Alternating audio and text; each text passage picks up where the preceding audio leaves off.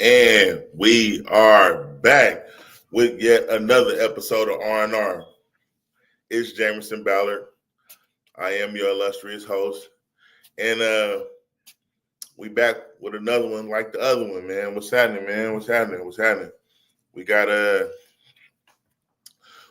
pretty good show for y'all tonight, man. We got a special guest in the house. But before I introduce our guest, let me just give you the skinny on what the episode is about today, right? Today's episode is entitled 1 + 1 = 3. All right, so 1 + 1 = 3. And it's going to be people like, man, what the fuck is this nigga talking about? What is this nigga talking about? Listen, I'm going to talk about the power of the Mastermind group, right? We touched on some things last time. Oh, by the way, shout out to the Rant Gang and shout out to the Cap Letter Club. You know, we in here, man. So we finna do some building. We got a lot of interesting things to talk about today. A lot of things, almost too many things. It's gonna be a lot. But let's see. Without further ado, let me bring my guest to the stage. My man, Due Diligence. What it do, man? What's going on, Dude? What's happening, man? Man, just looking at it. I appreciate you for inviting me on, man. Just trying to, see what you got going on. Okay, yeah, man. It's good to have you, bro. Because like I said, it's we're gonna talk about the power of the Mastermind group, right? 1 + 1 = 3. Now, I've been dealing with a purge, if you will, right? Because we talked about in the last show, basically how to attract other powerful individuals, and you can't be a weak, marginally talented individual and expect to attract the attention of other giants. You understand what I'm saying? They won't. Your gravitational pull ain't strong enough, and you're not really on the right frequency. You understand what I'm saying? A lot of people make the mistake of thinking whenever you decide to do something, that it's just gonna start coming together because you that guy, and that's not necessarily the case. You being held back was what was being explained to us by Napoleon Hill, one of my favorite authors, by the way. He was just explaining the reason why a lot of you aren't making it to the next level is because you're not. It's because of the company you keep largely, because birds of a feather flock together, right? And if you a sucker, you gonna be with other suckers. You can't necessarily burn hot enough to be around somebody that's really gonna push something through, because those type of people aren't looking to hang out with other people who aren't the type to push it through in their own right. You won't be on their radar, right? So it's gonna take some hard realizations for a lot of us who might be thinking okay, so I'm trying to congregate in a circle of bosses, but a chain is only strong as its weakest link. You understand what I'm saying? And a lot of people keep weak company around them for several different reasons, and you might even pick the weak spouse. You know what I mean? Depending on where you at. And, it was talking about the power of having the kind of spouse that's going to support you, having the kind of staff that's going to support you. And I say staff, but I mean, the kind of individuals who going to not just placate you, but believe in what you're doing. And it's up to you to eliminate those that don't. You know what I mean? Whether it be family, old friendships, and it's not necessarily easy to do, but once you get past that part, right, then you start to make contact with other individuals who are making waves in their own respect, because once you find the direction, once you're trying to head towards the direction, you're going to come across other people who are making moves, and you want to congregate with those type of individuals, especially the ones that are within your same vein, right? But not necessarily competition. Or maybe they are competition, but you decided to put aside your differences in order to attack something bigger. You understand what I'm saying? Indeed. I don't think a lot of people can really come to terms with that because, a lot of people want to be the chief and the big head and, the one that everybody address. And, and that could be the case in your situation. But for instance, when Henry Ford formed his mastermind group, he formed it with two other individuals that was like big in their own respect, but they was all working towards the good of the whole, because he did vehicles and then Goodyear did tires and Carnegie made steel. And they would congregate maybe once a month or more. And, I'm pretty sure they didn't step on each other's toes when it came to certain stuff. But in our community,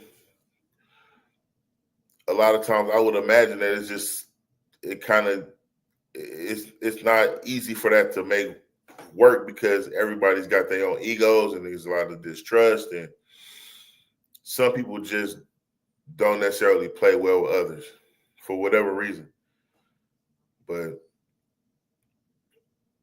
you have to be able to understand that you can go far pretty fast when you by yourself, but you're going to go further when you got somebody with you that's on the same wavelength. You understand what I'm saying?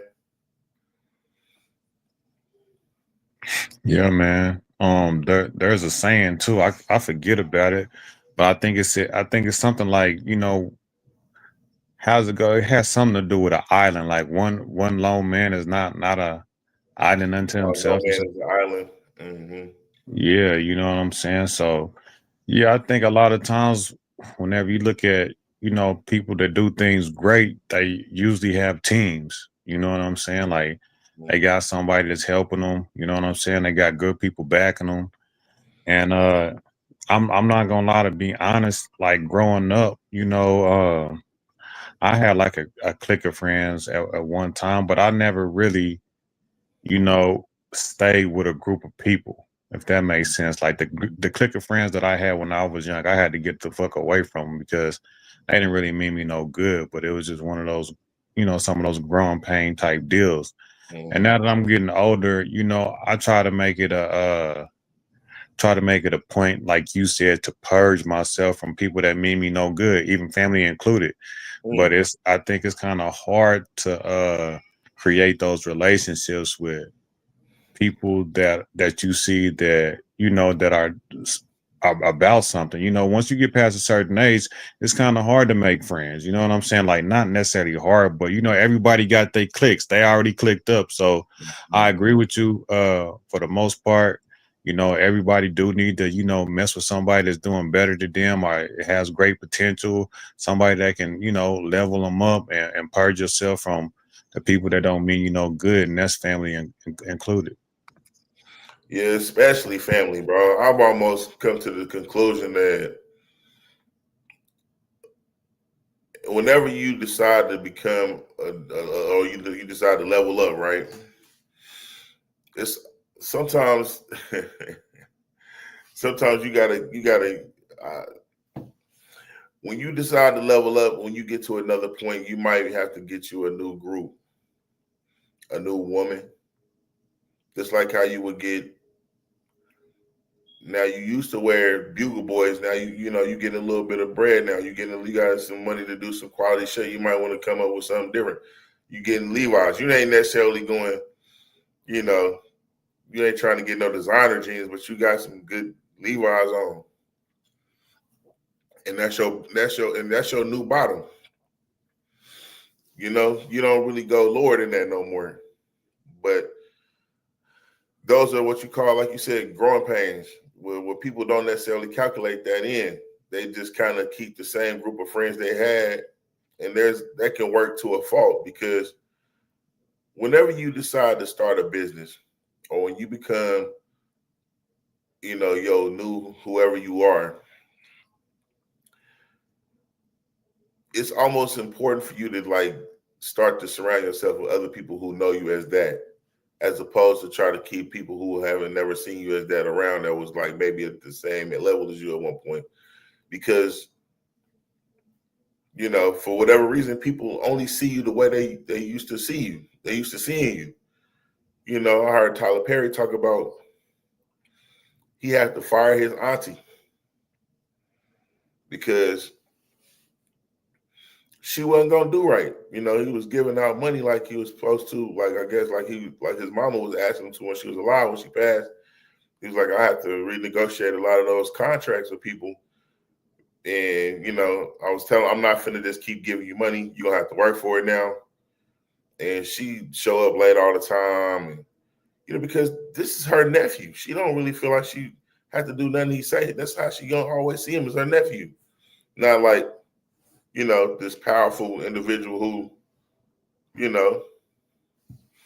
directs movies and, this big time. She don't give a fuck about none of that shit. You know what I mean? So Yeah, man, people are entitled like that, man, and family be the worst.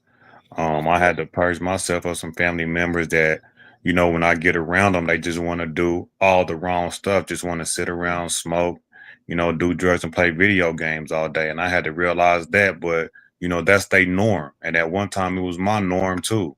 You know what I'm saying? So you didn't even see it as being a negative thing at the time. But once I grew up, I had to realize like, I don't want to waste my life doing that. You know what I'm saying? Every day, all day. You know what I mean? So yeah, man, family is the worst in that sense, man, because they play you so close.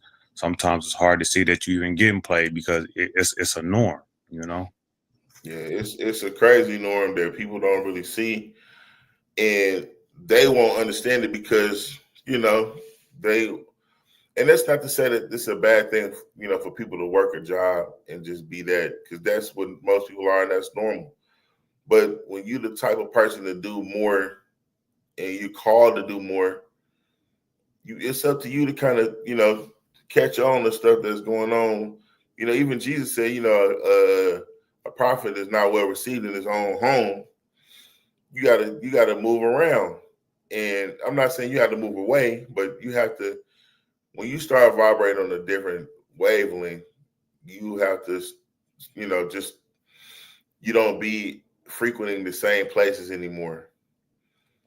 It's because you don't think the same no more. You might be in the same neighborhood, but you don't be in the same spots like you used to be. Instead of being on the corner drinking, you might be at the library more, or, for instance, you're just going to be in different places. And so you encounter different people. And once you decide to make the decision to level up like that, you can't always bring the people that was with you in the beginning with you to the next level. It ain't for everybody. And then you got to be new friends. I call them day twos. Yeah, man. And I think you made a good point about, upgrading your circle. Man, me and you, we be doing our little think tank, deal, you know what I'm saying? And it would be great if we had, other brothers that was on the same page that we could actually invest with. I think we have an issue with that just in our community in general. You know what I mean? Positive brothers getting together and try to make something make something shake. You know what I'm saying? So, you know, I'll tell you a hang up on that also. I do know that it's possible and people do it, but it's just, I don't think it's as common as it should be, because also people like we just got through saying, you know what I'm saying? Like whenever you reach a certain level, you cut certain type of people off, right? And like somebody like myself that's on the come up, somebody that's, already where I want to be might look at me as a hindrance. Like, nah, I want somebody that's, you know what I'm saying, that's already there. You know what I'm saying? So, they may be looking at me like I look at other people that's not necessarily under me, but you know what I'm saying, that's just not in the same league. So sometimes you just have to, show certain people where you at mentally, you know what I mean, to get them to mess with you. You know what I'm saying? Like I don't know. I don't know. It's kind of hard to explain, but yeah. Well, I mean, we go through pressure tests. When you getting to the point to where you getting out here and you gotta be pressure tested. Some people run from that. And so just hanging with you for them, it makes them uncomfortable. And so they'll try to put you down. They'll try to call you the name that they used to call you when you was a kid instead of recognize you as the man that you is. They definitely not finna address you as Mr. Jones when you trying to be Mr. Jones now, you know what I'm saying? Mr. Parnelius Jones. He's like, Percy, shut the fuck up, man. Pass that weed, man. You're like, I don't got no weed. I don't smoke no more, bro. I'm doing this now. And it's like, okay, now you dealing with other people who own that same wavelength. You have to go through the pressure test. You have to go through the heartbreak. You have to go through, you know what I'm saying? That's why I say the loss is the boss's cause. If you ain't lost shit, if you ain't got your face broke on the way to where you can't even fathom where I'm about to go and how I'm thinking. We're not going to get along when it really comes down to it. Some of the deeper conversations, and unless you like open enough to get to a point where and that not even necessarily be a mastermind group. That's a mentorship. For sure. Because you're dealing with somebody that's bringing you into the awareness. A mastermind group, the difference between a mentorship and a mastermind group, these are people that's either of your peers or y'all just working towards a science or y'all on the same wavelength. And I think in the Black community, there is a lot of jealousy that ain't really spoke about. There is a lot of, me first, crab in the bucket type of things going on that until you recognize that in yourself and can kill that, you can't get along with somebody else that's possibly greater than you in certain, because you can't come up with all the great ideas, and it's okay to not know. Indeed. It's all right to be like, I don't know. What do you think on this? And then you lean to each other's strengths, but you can't be scared to be around somebody that's stronger than you because you worried about how many bitches they gonna get more than you did. If you worried about the wrong shit, first of all, you scared that this man gonna take your women, then the women that he gonna take ain't yours in the first place. First of all. So the nigga doing you a favor, and that's just one point. It's like, oh man, I can't kick it with bro. He gonna steal my business. He gonna take. If you got that, when I kick it with people, it's nice to kick it with people that don't have the same taste I have in women, but we still click. You understand what I'm saying? So to have a whole different demographic, a whole different customer base, a whole different but you got three different separate businesses that together can form something different or something better.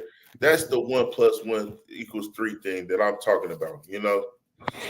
Yeah, and I think you made also a great point whenever you said, the cost to be the boss is is taking the loss. You know what I'm saying? And that's real because another way you can say it is, scary money don't make no money. You know what I'm saying? And if you don't take no risk, you won't ever get the reward. Right. And people don't really understand that, man. Sometimes you got to stick your neck out there, and sticking your neck out there, you may get your head chopped off, but you won't ever know, you know what I'm saying, if you don't ever do it. So I think that was pretty profound too. Yeah, man, I appreciate that, bro. But it's like, for a lot of people, it's like, bro, who is this nigga to be talking this shit? I don't know this nigga. I don't. And if you waiting to be recognized, if you waiting to be patted on the back, if you waiting to be before you start, you know what I'm saying? Like, some people have platforms already. They've been in the spotlight. They've been known for this or that, and they got kind of already a wave. But you gotta be you can't be scared to be trash at something for a while in order to get good at it. You have to be willing to. It has to be worth it enough to be trash at it in order to get good at it before you. You know, your reason had to be strong enough. You know, to push past I don't care what it is. I don't care what it is. Basketball, math, you know what I'm saying? Like everything is an acquired skill. You know, sometimes you can get somebody who's naturally athletic, you know what I'm saying? But you have to get good at anything worth doing. You know what I'm it. saying? And some people just, they'll try one or two times and they feel like they wasn't good at it, then that's a wrap. Then you got to reevaluate yourself. You got to look at yourself. You know what I'm saying? Because you ain't even willing to put no real work in to become great or good. You just expected to just, hit out the gate. And a lot of things don't work like that. Yeah, I've noticed these rabbits more. Yeah, it's unfortunate though, and like I said, bro, some of us just want to have company. You have to be all right with being by yourself in this thing, and understand like if you build it, they will come. But you waiting. I mean, and it makes sense for a lot of people who ain't really good with rejection to like wait till there's a customer base before you decide to come up with an item to sell because that's kind of there's ways to put out feelers to see if what you're about to develop is desired because some people just write books. You wrote a book, but nobody gives a fuck about Ray Ray's story, bro. Why would anybody want to hear about Ray Ray's story? Who the fuck is Ray Ray? You know what I'm saying? But So you can do things to kind of test the water, but you just gotta be willing and able to fail faster in order to, some people put out polls, they put out surveys to design to see like somebody like Elon Musk before he came with the Cybertruck, he put out like a pre-sale situation or you know what I mean? And people would say that they were interested in it before he even started, and he would build his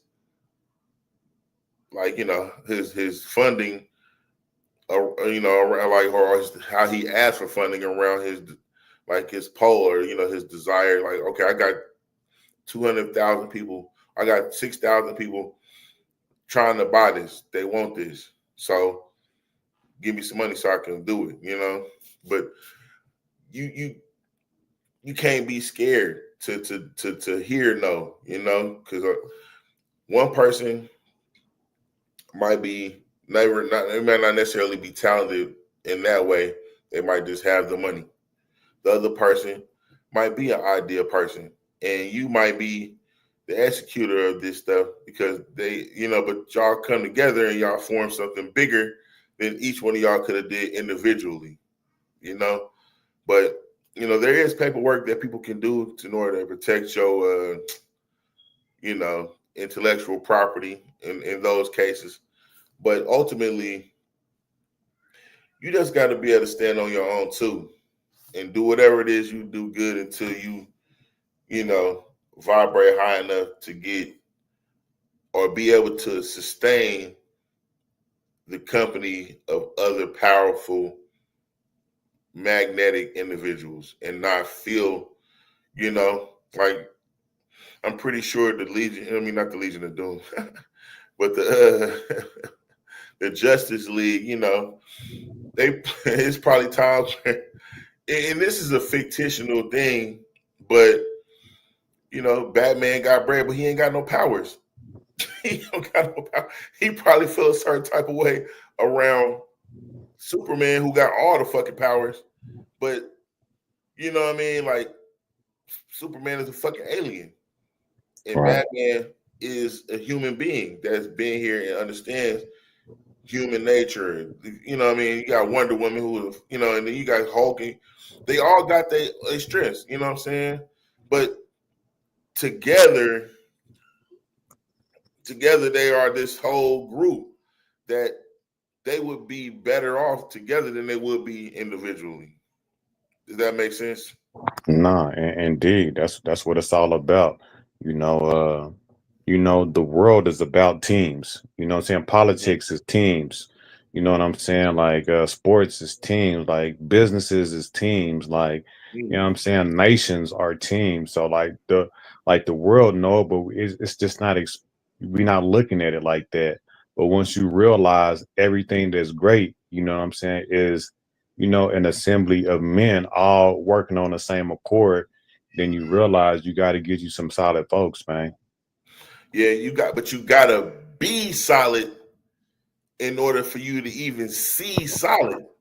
Because if you pretending to be solid and you end up with a bunch of pretenders because you don't know what solid really look like, you who can you blame but you?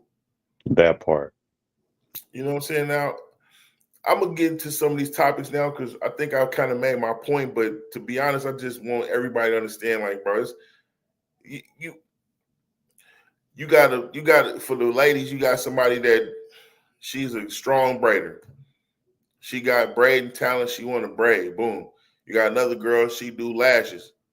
She do lashes better than any other bitch in the city and eyebrows. You know what I'm saying? And you got another chick who real entrepreneurial. She got bread, but she don't got nothing to spend it on. She need an investment idea, and you hit her with the, why don't we start a super braiding place that got hundreds of braiders in it, and we got a daycare in it, and we got, you know what I'm saying? Oh, right, and we got a lash station, an eyebrow station to be open 24 hours a day, blah, blah, blah. You know what I'm saying? And then you like, okay, well, now let's come up with a business plan and see how much we can get versus how much we would need. And you know what I mean? But if each one of those females was kind of like, I don't want her taking my nigga, and you worried about the wrong shit, lady. Get the money. Because you're going to get a new nigga on the way up anyway. The nigga you got ain't the nigga that you're supposed to be with long term anyway. If you're supposed to be doing something else, niggas, same thing. You got a little thought, and she like, niggas that don't look like you supposed to be rid of her anyway. You scared to kick it with the nigga with the muscles because he gonna help you get bigger muscles, but you gonna help him get A's in his test. Y'all come together, y'all. You feel me? Right. But you niggas is gonna learn, man. Did you drop the link in the chat? Yeah, I think so. Didn't I? Is it in there? I looked on the YouTube chat. I didn't see it, but my phone might be tripping. I'm on my phone, so I can put it. It's supposed to go in the comments, right? yeah. Let me see. Yeah, I put it. Hit the link. Yeah. Okay. Let me post it again because I know how to do that now. I learned me a new skill. Straight up. I got a new skill.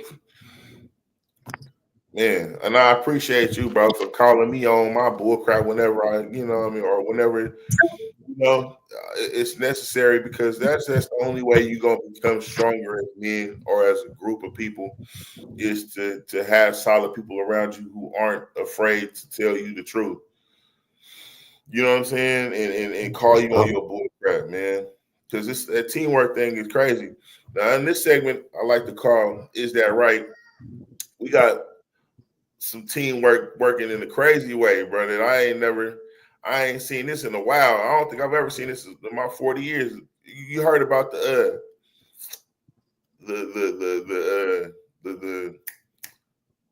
armored truck robberies, right? I don't think so. Oh, you ain't seen none of them? Because it's been like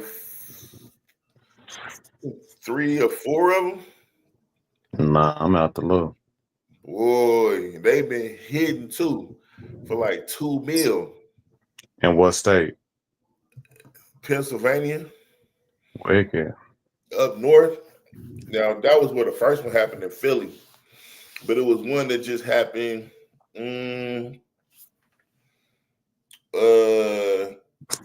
about 2 days, a day or so ago. Yeah. Yeah, somebody got a nice little squad. Yeah, I mean, this is people working together at its finest. Now,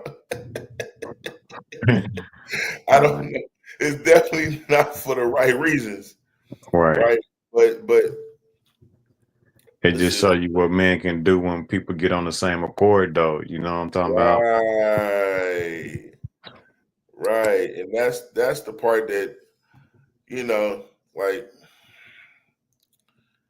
let me see. Oh man, I gotta go down. Okay, cool.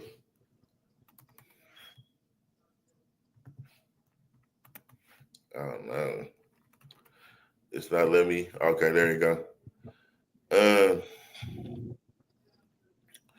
Well, let me see. Yeah, it was three dudes that they had one recently, and I don't think I got that one saved right away, but we're gonna check out the one where the three dudes that just got caught. Because it was one that happened recently, but this one was like a month or two ago. Let me see. Did they have to put anybody down? Like, did they end up offing anybody in the process, or are they getting away clean?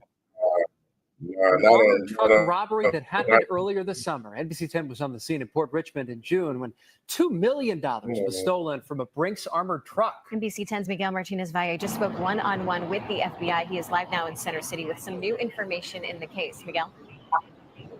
Yeah, I just finished speaking to FBI Special Agent Wayne Jacobs, as well as Commissioner Bethel. They say this was a team work in making the arrest. 3 men from Philadelphia were arrested for stealing.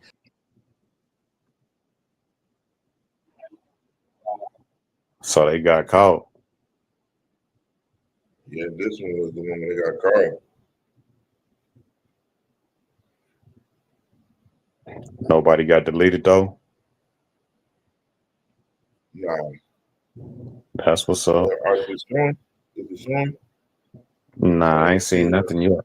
You got to stop sharing the last one. But you know, I ain't got nothing to say when somebody hit a bank and don't nobody get hurt. if you can get in and get out and don't nobody get hurt, I ain't got nothing bad to say. And I know that probably sound kind of bad, but that's just how I feel. You know, because them banks be insured, man. Everybody getting their bread back.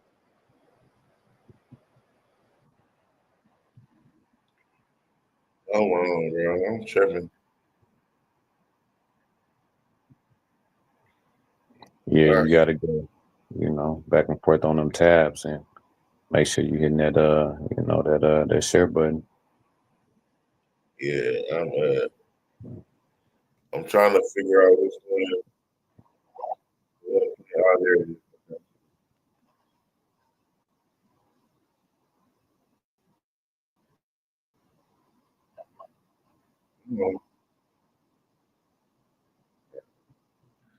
So you didn't see any of that? Just no, I ain't even heard nothing about it. Yeah, that's what I'm saying. I usually at least catch wind or some stuff like that, but I ain't never even heard nothing. But I guess you said it's like I guess two different sets of robbers.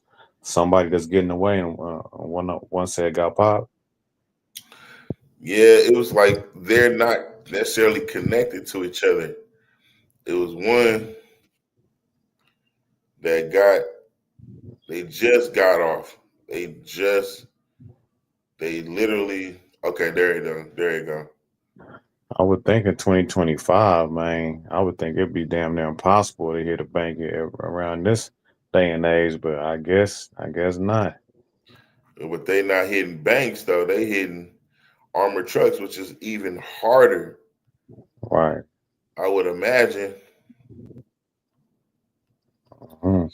They've been watching too many Fast and Furious and shit. That type of shit. Yeah, these guys hyped up. Nah, but it's like that desperation. That too. That desperation. Okay, so here's the guys that actually it just happened and they got away with it. So let's do that one. All right, y'all. So this is the video that I was trying to show at first of the guys that just happened. This just happened in the East Coast. So I think it's in some other part of Pennsylvania. Shocking new video of another armored truck robbery, this time in Felton Cheltenham, just across from where the township borders with Philadelphia. Police say the armed thieves stole the driver's gun and made off with about $700,000. Thanks for joining us here at 5. I'm Sheba Russell. I'm Jason Martinez. Police say they're looking into whether they're connected to other armed robberies. Kelly, what can you tell us? And they wasn't. Well, Jason, we know that there have been at least 3 other armored truck robberies since late June in Philadelphia. So now investigators, which includes the FBI, are looking to see if they're all tied together. Fortunately, in this latest incident, no one was hurt, but it is concerning. I knew something was going on because there was a lot of police coming from different directions. Shocking new video from Cheltenham. Oh, it was. Man. Yeah, bro, they went crazy, bro. I think they got away with like says 700. Yeah, so shit, 3/4 ticket. That's a lot of bread. But I mean, like, I thought that they was connected to the other robberies because they had just did this one. Then the one that they said that they had got apprehended. Let's try that one again. Cause that kind of tripped me out, like when they said I wonder how much details they didn't drop. I know they don't be dropping too much details, but I'm curious of how they did it because, you know, whenever you're looking at it, they be strapped down to the T. They got another person in the truck that's watching. They got walkie-talkies. They got body armor. You know what I'm saying? So it just seemed like before you whatever they like get to them and get what you're trying to get, like the dude in the truck already had the laws on you, or the dude in the truck already then drew down on you. So I'm just curious to know how they pulled that off like that.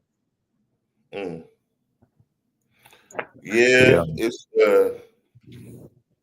these boys is wild.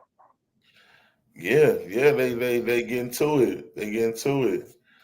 And it's kind of like, okay, well, let me see. So I'd have to go back to the one that I was on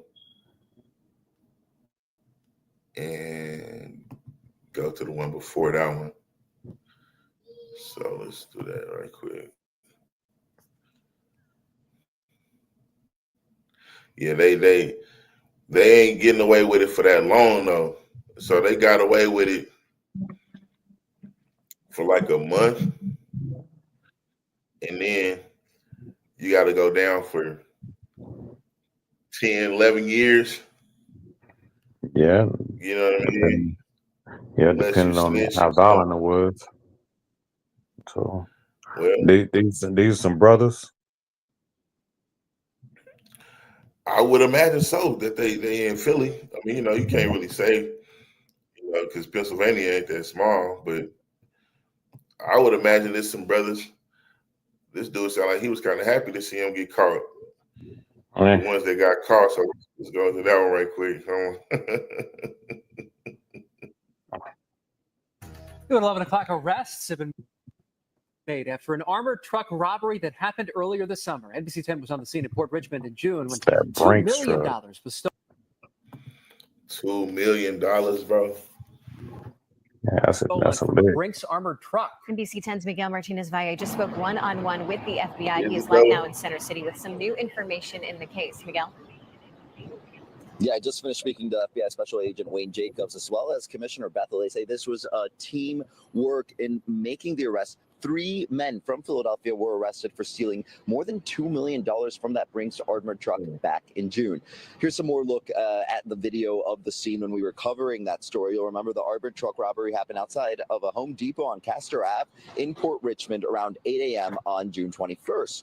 2 men with AR-style rifles approached the driver of the truck in an alley, made him get on the ground, and disarmed him, according to officials. While one held him at gunpoint, the other took his keys and stole more than $2 million in cash. The FBI Violent Crimes Task Force and Philly Police, they worked together investigating the case, looked at video, cell phone records, they talked to witnesses, and arrested 30-year-old Daisha Hughes Murchison, 31-year-old Brian Wallace, and 31-year-old Traveen Jackson. Charged them with robbery, interfering with interstate commerce, and a use of a firearm in furtherance of a violent crime. They're hoping that this arrest prevents other brazen violent acts. We highlight this case because of the brazenness and because of the harm they put everyone in. It's not the Wild Wild West, right? And you don't get the, we deal with a lot of underlying issues, but we really want to go after this case, and we're going to go after the others as well. So there's equally as brazen in some of the activity we just seen recently. Now, officials did tell me that they recovered most of the $2 million that were stolen. They also recovered items that they bought with that money, some cars, some jewelry. So they say basically they are arrested and they got away with nothing. Now, they are looking into whether they were involved in any other incidents. But as for the Montgomery County armored robbery from yesterday, the 3 men that were arrested in connection to this Port Richmond one, they were already in custody when that happened. You hear that? So they was already in custody when the other one happened, so they ain't connected. So that's the cold part about that. Yeah. So they got most of the 2 million back, and they got some cars and some jewelry. What that sound like? Sound like some niggas. I mean, when they said the names, I knew it was some niggas instantly, though. The names, man, they was thug as rugged. You know what I'm talking about? You know when you hear them. That first name was crazy. That first name was like 5 names or something like that for one person. I said, oh yeah, that's the name. Latravius Jenkins Jones the third, like nigga. Exactly. No sir. No sir. Yeah, man. So that's those 2 things. It's a lot of shit that's been happening though, bro. Because it's like, I know for a lot of niggas is out there, they trying to, they trying to get jobs, man. For all of those niggas that's trying to keep it together and do the right thing, but it's even hard for that because there's some scams going on with that. I got to put y'all on to the latest scams. The scams is scammers. The scammers are scamming. They got three new scams, another new drug, and we got a few other things that need to be talked about. As far as like that thing out in DC that Trump is doing, because his ass is out here tripping. But it's also going to be some legalization, or not the legalization of weed, but like the declassification of weed. So we and there's some diseases that's out here that niggas ain't really knowing about too. Yo, boy, Omar is on his scam. You know what I mean? We're gonna save that one for Celebrity Spotlight because he definitely finna get talked about. But let me see, it's some luggage scam going on. And this one is okay. This is the one that's targeting job seekers. So y'all out there looking for a job, man, watch out for this shit right here, because it's kind of scandalous the way they do you, man. You out here looking for a job and shit. You ain't trying to rob nobody. They're like, oh yeah, by the way, Our top story here. You may have received a scam text message about a job opportunity, but what one Twin Cities woman experienced took that attempted job fraud to a much more sophisticated level. Yeah, this is a crazy story. Extensive virtual interviews and remarkably authentic-looking company benefits plans. A fraud to get both personal information and cash. Rob Olsen is live in our newsroom tonight. So Rob, we're talking about story. This is really an important warning about how far scam artists can go, because they really went really far. Yeah, a lot of time here and a lot of very, very believable information being shared here. We're talking about a high-level executive position, interviews that went into remarkable depth and knowledge, and also talking about how our ever-changing virtual working world has turned even job interviews into potential elaborate scams. And Rob, you know that she got really far down the line with these folks. It seemed so real every step of the way. And then eventually, when she realized that this was just a fraud, she did reach out to the company, correct? And talk to them about what was happening? She did. Very much the first thing she did is contact this company in California to say what had happened. And they were just absolutely shell-shocked by this and distraught that they were being impersonated at such a sophisticated level to this extent. But again, she wants to share her story here. You know, a lot of people might be embarrassed to share this, but she said she thinks it's very important to let others know, again, how elaborate this can become. Being embarrassed about it doesn't serve anybody. It doesn't serve me. It certainly doesn't serve the people that could potentially be impacted by this. Vanessa Nelson wants everyone to know how she got taken in by a very sophisticated scam. As a veteran business executive and management consultant, she's used to getting emails from recruiters. Most of us in this industry get them all the time. The job she was approached about was a VP position working remotely for a real tech company in California. She found a matching position listed on several job websites, and she spent 6 to 8 hours on interviews over 10 days.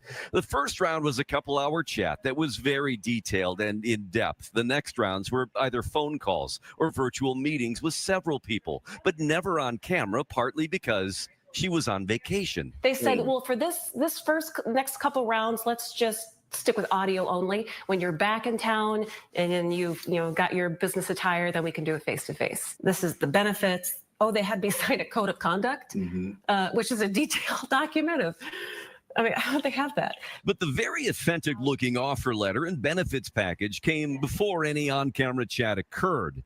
She then filled out the forms, including her social security number and bank information. That is a standard part of onboarding. Again, with a largely remote culture, and it didn't seem that weird. But the red flag came when they wanted her to purchase about $15,000 worth of equipment and software directly from a vendor using a Cash App transfer. She then insisted on an on-camera meeting and made clear her suspicions and never heard from them again. No matter what your background is and how long you've been in industry and your experience, this can impact anyone, and especially when the job is something that looks really darn cool. Yeah, so scary, Rob, especially if you're talking about a real company that's being impersonated by somebody else. But she did discover some red flags along the way, like having to purchase that equipment. What other warnings does she have for people? Well, and again, she said it's kind of a different world here, where people may not use cameras. This is a tech company. They said we're kind of a non-camera culture. We'll do it later. What she said here is that if anybody's recruiting you, as she did, through an email, and again, impersonating a real company, first thing you should do is call that real company and verify that this position is there, that they've reached out to you, that the person you've talked to, again, is authentic. In this case, it wasn't. That company was, again, just flabbergasted that this occurred. So those are the steps to take. In addition, she also took immediate steps to protect her bank information and freezing her credit. An important thing, too, if you're ever in a situation where you're concerned you might have been taken. I know it's probably... And that is important to understand, because these thieves are really, really elaborate with their schemes. And it's really unfortunate, man, because some of you are out there eager to work, and they're taking complete advantage of that. My guest had to take off, but we definitely appreciate his participation in what I got going on, man. I can always pretty much rely on dude to slide through and add something, with it, some substance, and not just, be there. But, the show must go on. I got a few other things that needs to be addressed, because it's another scam that's out going on. Okay, so y'all gotta stay tuned, because I'm finna put you onto some scams like this. This is one of those scams that'll hit you even if you at the gas pump, and you might want to start taking your car inside, because I, for one, used to think that tapping is pretty safe, but even tapping your card, because you hit, I don't put my card in the gas station thing because it's skimmers. I'm scared of skimmers. Now that might not even be nothing that a lot of people in this region need to be kind of afraid of yet, but who knows? You know what I'm saying? Like, people are coming here from different states, different places, and they might implement those scams in an area where they feel like people are green. So, but now it's about this tap thing. So they got tap stickers with RFID chips behind them that basically route the money from your card straight to their bank account, and it's not even going to the gas tank. So let's just take a look at that right quick to see what that's about, because that's pretty spooky, and it's something we need to be aware of, man.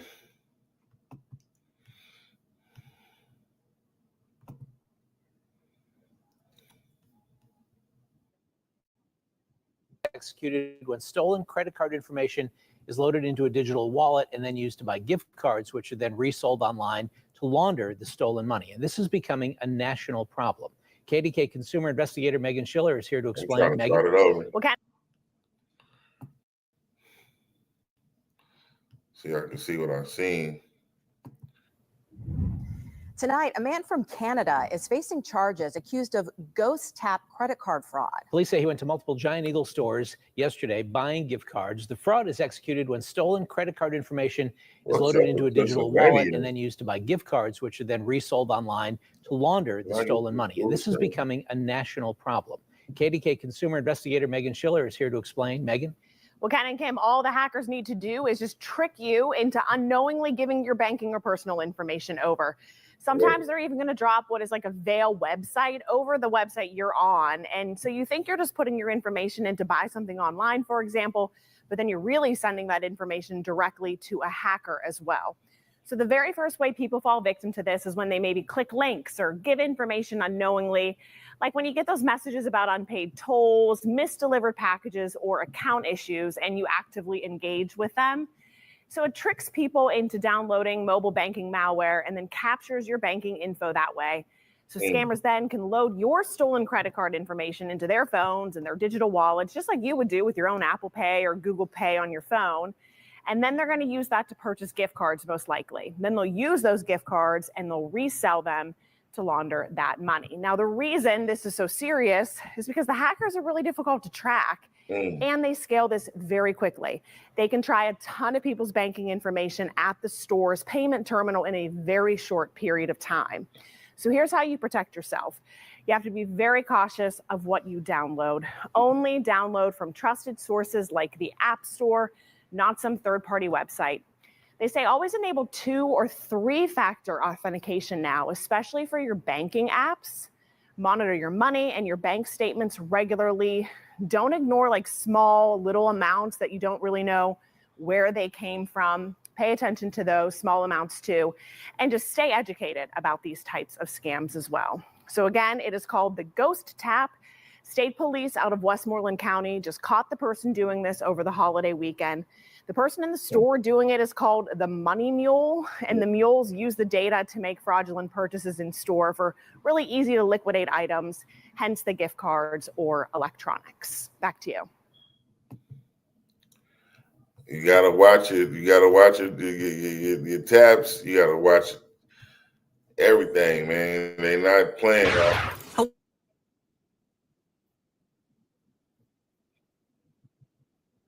Yeah,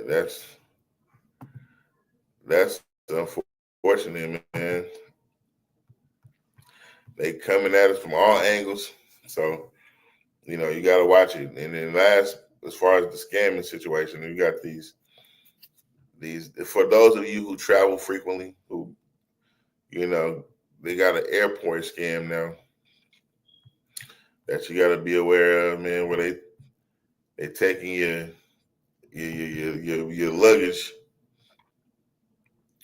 luggage tags and possibly using that.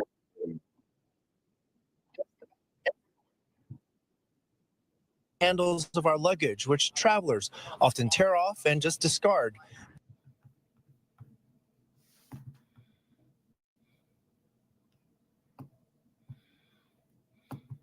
If you go around the airport, you can find baggage tags just about everywhere. We're talking about these tags looped around the handles of our luggage, which travelers often tear off and just discard. But these tags have a lot of information embedded, and scammers are going after them. They just take this off your luggage. They have your name. It's got a barcode, which is what I'm actually really worried about.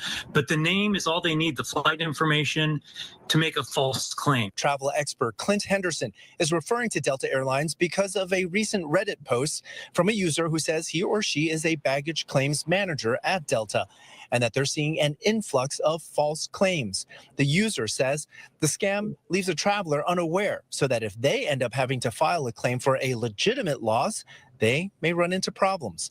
Thousands have replied to that post. Travelers respond with shock, ready to start guarding their baggage tags. That's terrible. I'm shocked, but also not, because technology allows us to access all kinds of information these days. Do you have a practice regarding either this or boarding passes? Usually for that, I'll cut up, but I didn't know about this, so I guess I'll start that now. Travel experts say we should be treating these tags on our luggage as if they are our bank statements, and not to throw them out at the airport or even at the hotel. They say bring it home and shred it. And they say it's not just these tags that they are worried about, but also boarding passes. What I'm really worried about is someone taking the information that's on that barcode right there and being able to steal your personal information, frequent flyer number, your contact details, your address.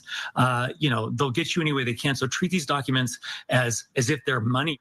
So be sure to shred those boarding passes and those luggage tags far from the airport to make sure the only surprises after your flight are the good ones from your trip. Well, that's, we gotta stay 10 steps ahead of the thugs, man. The thugs is trying to, step their game up. So we gotta step ours up. I am a civilian. I'm not,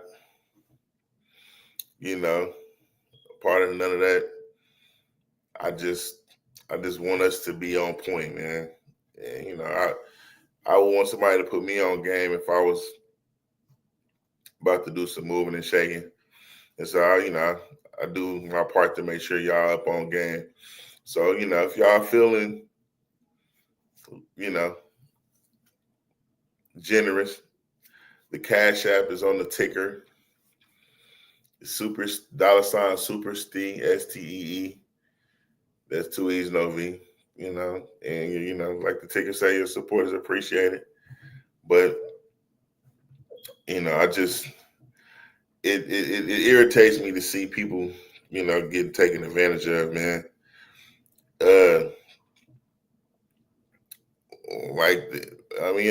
I'm not even gonna go into that yet because it's still more to come.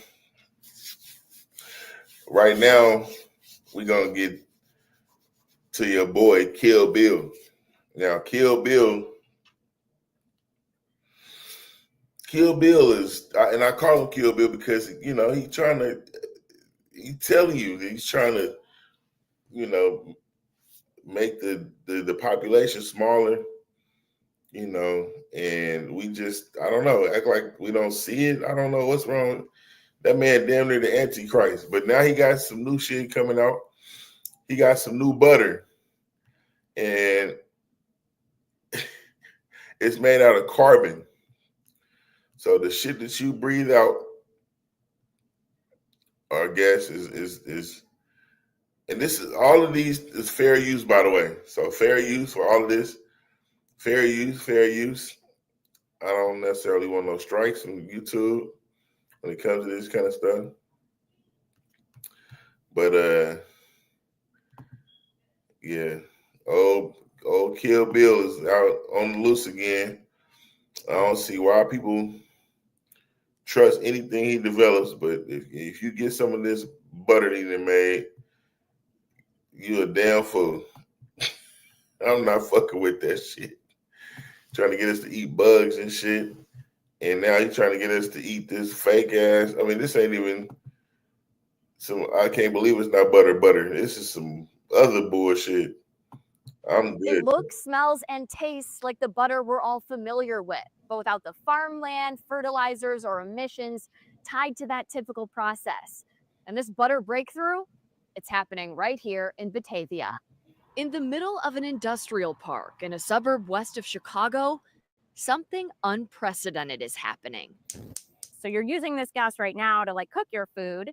And we're proposing that we would like to first make your food with that gas. The No, company thank is you. called Savor, and you better believe it.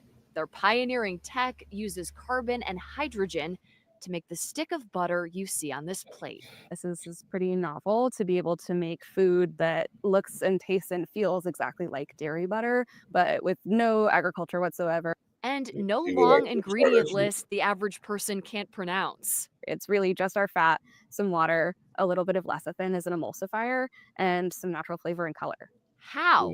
Emulsifier. Fats are made up of carbon and hydrogen chains. The goal here, replicate those chains without animals or plants. And they did it. They tell me to simplify. They take carbon dioxide from the air and hydrogen from water, heat them up and oxidize them. The final result? It looks like a wax, like a candle wax at first. But they're fat molecules, like the ones in beef, cheese, or vegetable oils. Sustainability is why we are here. It's all done releasing zero greenhouse gases, using no farmland to feed cows. We're like not at full capacity in this facility yet. And even though we're standing in a factory setting, And in addition to the carbon footprint being much lower for a process like this, right? The land footprint is like 1,000 times lower than what you need in traditional agriculture. I know what you're thinking. I think we need to taste this. I would love for you to taste this. How does it taste? I love butter, so I'm going to take a really healthy amount. Admittedly, surprisingly, like butter. Cheers. Yeah, I'll just take your word for it, lady, with the striped shirt on. Always good. Butter. Another reason they say this makes an impact, no palm oil, a significant contributor to deforestation and climate change. That's not all. Of the 51 billion tons of greenhouse gases emitted every year, 7% is from the production of fats and oils from animals and plants. So when could you get a taste yourself?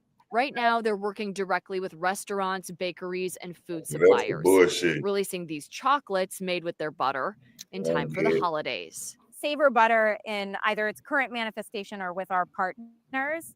We expect that to be on the shelves kind of more like around 2027. Their teams here in Batavia, Illinois, and their home lab base in San Jose, California, backed by Bill Gates, who wrote in his blog, quote, "The idea of switching to lab-made fats and oils may seem strange at first, but their potential to significantly reduce our carbon footprint is immense. Believing butter can make a difference." Did y'all This see is that nigga really face? about how we feed our species and heal our planet at the same time. I put more information on food sustainability and how this could impact our food industry moving forward in the story that's up on our website right now, where you'll also find more information about this. Yeah, I don't need no more information. I'm gonna tell you right now, I'm good. And like I said, bro, I'm not finna fuck with none of that got it in there. None of the chocolates, none of that bullshit. Cause it's like, I mean, it sounds like it's good for the environment, but it's bad for us. You know, we ain't did it, and you know, who knows what the long-term effects will be, but I'm not finna risk it. I'm not finna risk that. No, I ain't playing with it. Not at all. So y'all leave a comment if y'all gonna fuck with the the Bill Gates butter and shoot the dice with your health, because it's like, this give me the regular butter, man. I'm not fucking with that. I mean, I know, you know, the greenhouse gases and all that shit. This nigga trying to do away with cows just so they don't fuck up the environment. But I don't necessarily understand, like, and I might be thinking too small, but I'm like, bro, I'm not. This keep, as long as they keep making regular butter, I'm good. Look, I'm not fucking with that. That shit is out, bro. But I mean, you know, that's the beauty of this country is you got the freedom of choice. It's just some of that shit don't need to be in circulation at all. Another thing that don't need to be in circulation is some of these motherfucking diseases that I see coming up. Like, it's some shit going on called the Legionnaires' disease that's happening up in the East Coast. And I'm gonna let y'all see what that's about, because that's some bullshit too. I don't know. I'm just now finding out about some of this shit, so I need to hear what's going on. And I'm gonna learn at the same time y'all learning. You're gonna have to explain it to me. I did subscribe to this channel, and it explains everything to you like you 5. So you know you have to explain this to me like I'm 5, man. I'm not playing with it. Let me see. All right, action. All right, as we heard earlier from Jasha, 2 people have died among the 58 diagnosed so far with Legionnaire's disease in Harlem. Health officials say the outbreak began last month. Unfortunately, deadly outbreaks of Legionnaire's disease have happened in our area before. I know 10 years ago, 2015 in the Bronx, there was a major outbreak. Yeah, we've been dealing with these kinds of things periodically with Legionnaires. Joining us now with more on what we need to know is ABC News medical correspondent Dr. Sutton. Thank you, because Dr. Sutton is a one brother. death was too much. And now we have 2. And now you have communities who are on high alert, very afraid, and they're like, what is it even? Yeah, we take a And moment how do you get it? take a moment to educate ourselves and have more awareness to hopefully save some lives. So Legionnaire's disease is a bacterial infection, and the reason why it can be difficult to track is because it usually gets to people through water systems. You think water cooling towers. It is not something that is transferred from person to person. You get it from aerosolized water droplets from an exposed tank. And as you stated, when you referenced the 2015 outbreak, that was due to a lapse of inspection, cleaning problems, and water treatment issues. And in New York City, we're especially vulnerable because we have a dense population, an aging water infrastructure, and a high number of cooling towers. So this provides a breeding ground for this type of bacteria. Okay, so what are the key symptoms and how quickly can it be dangerous? Yeah, so the key symptoms of Legionnaire's disease are flu-like symptoms, which is difficult because it can look like anything, COVID, the flu. So if you're in the summer and you're near or exposed to these water towers, or you're finding, for example, in Harlem, that you have a cold in the middle of the summer, in the middle of the summer season, that should be a little bit of a tip-off that you need a little bit more investigation. Now, we're talking about this in emergency rooms around New York City with my colleagues in terms of testing. The type of testing that you would get with this infection is a urine test. That might not seem obvious, but that would be one of the ways that you get to the bottom of this, and it's treated with antibiotics. Okay, if someone in Harlem has those symptoms, what do they need to do? Yeah, I think number one, understand if you are at an increased risk. So those groups who are at higher risk are those above the age of 50, those who are immune compromised, and children. So if you have symptoms, you're exposed or in an area that has a high rate of number of exposures, and you are at risk, then you should get checked, at least a chest x-ray, a basic exam, and of course, the urine test is usually the most common test for this type of But is that Is that something going- you guys... Oh, sorry. Is that going into the ER? Is that going to a primary? Depends on your symptoms. So if your symptoms are comfortable enough to be able to be treated from the comfort of your own home, then I would encourage talking to your primary provider if you can, checking into urgent care. This is one of those problems. If you're not truly symptomatic, can easily be solved in urgent care. But if your symptoms are serious, then of course, an emergency room is appropriate. I remember covering the breakout back in 2015 in the Yes. Bronx. Yeah. I mean, and that was pretty devastating. It killed 15 people. Why New York City? You know, I think mainly because we're so densely populated. And one thing about New York City is that we have water towers all around us. Many people have no realization of this. And inspections are not always common. And sometimes they can lapse, and that can increase the risk. It's one of the reasons why public health is so important to understand the value of it. Many times when it's working, we don't see these types of issues. But when things break apart, we do see people get sick. So you're saying water towers. But Yeah. what does that mean? Are we talking about you get your water from there? You've been around a water tower. Can Yeah. you just give me a little bit more about? Great how question. exactly? So water towers are usually a part of larger buildings. You know, that can be water that is held as a receptacle to provide water to that building. Also cooling systems. The thing about the summer is that it's often used as a cooling method to help save your air conditioner. And that can release those droplets that have the infection in them, and that can lead to your So infection. can I just ask you really quickly, just a quick follow-up? Right now when people are going to the hospital and they tell them, I live in Harlem or Yeah. a certain zip code, that is something that right now you guys are discussing amongst yourselves. Like, hey, Absolutely. test for it even if... Absolutely. And one question I asked in the emergency room as an emergency physician is, what are you most afraid of? I think every person should lead with that when talking to an ER doctor. If you are concerned about your exposure to Legionnaire's disease, make that known so that you can at least rule that out and do the appropriate testing. Great advice. As always. That's right. But yeah, it's water towers. I mean, look, man.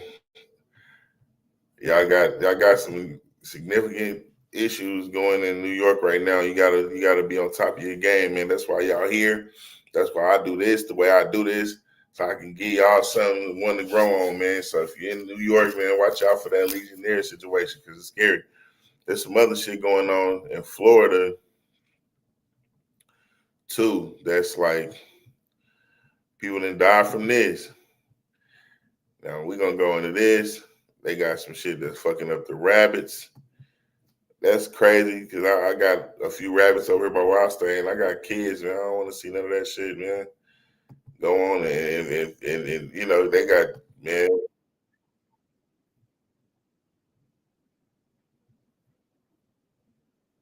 Florida Department of Health says 4 people have died in our state from this. West News' Christina Watkins talked with an infectious disease doctor who says heavy rain and storms could lead to even more cases.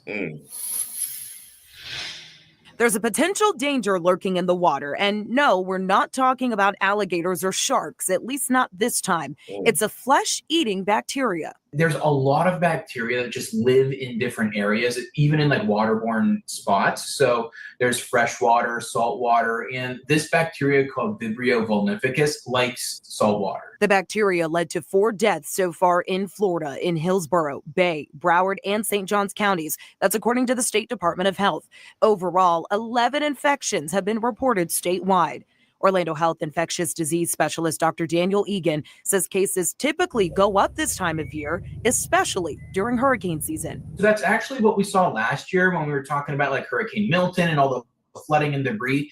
That's where we actually saw an uptick of cases after that time in October, mainly because of that. Is like that brings all the salt water more inland from all these storms. Though experts say it is rare for this bacteria to lead to deaths, Dr. Egan stressed the importance of knowing the signs and the symptoms. He says the main way it can show up is through an open cut or wound. Vibrio in particular, it likes to move very fast. So if all of a sudden things look good and then there's some sudden redness that's just spreading very quickly over a day to a few hours, that's one when you want to go to the emergency room quickly for it because it can be that fast too. Christina Watkins, WESH 2 News.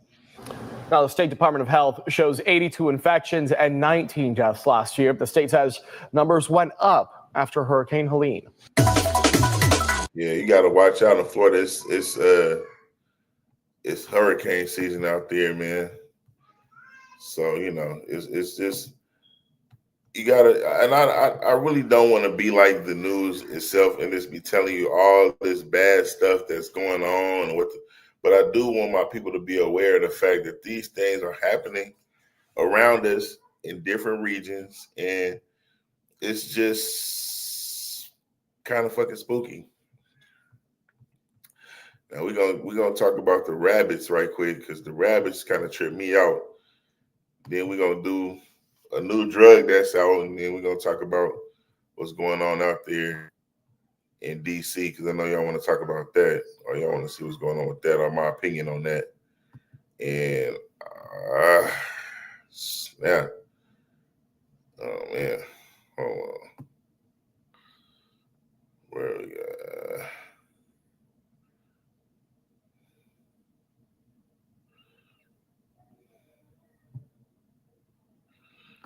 Which way did it go?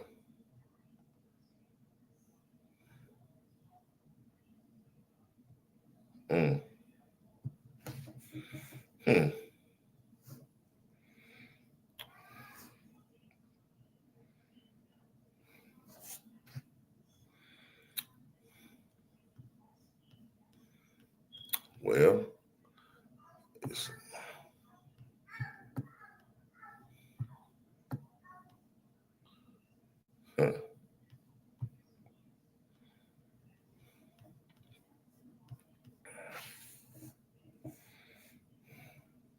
More than once while walking my dog.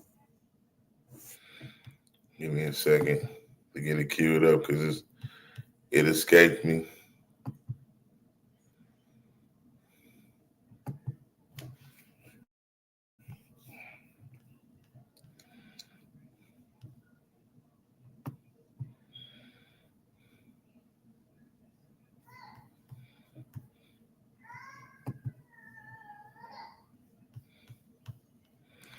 One second, Sean. 1 second. Give me 1 second.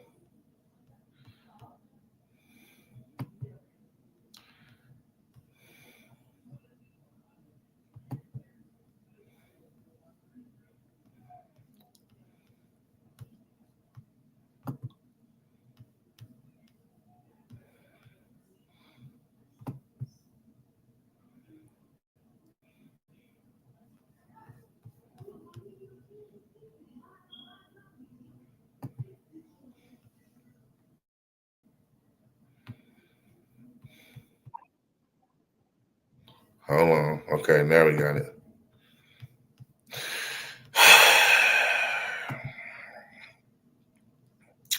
I thank y'all for rocking with me and being patient with me, man. All right, so this is the rabbits with tentacles that I was telling y'all about. This shit here.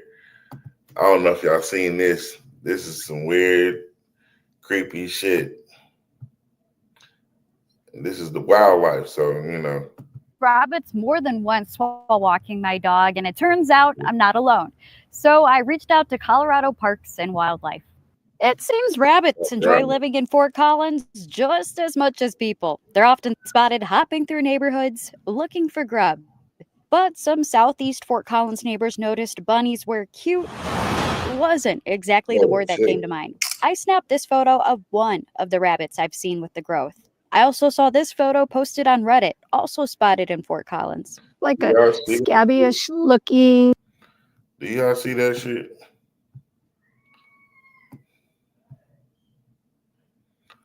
His whole face is taking over with that shit.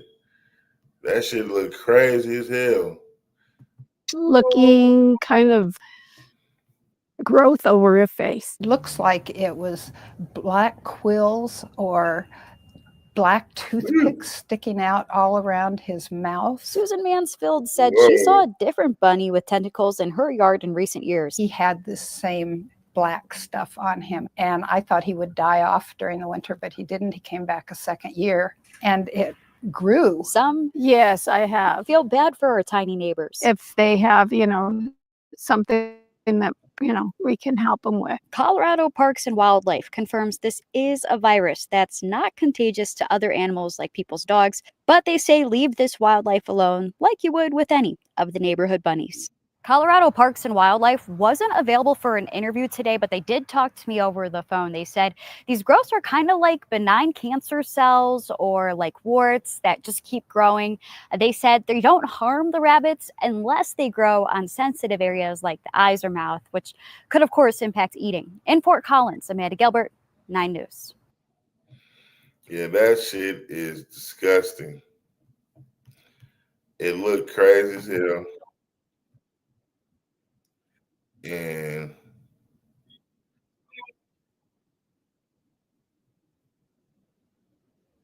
I don't want to see no zombie rabbits, man. I don't like that.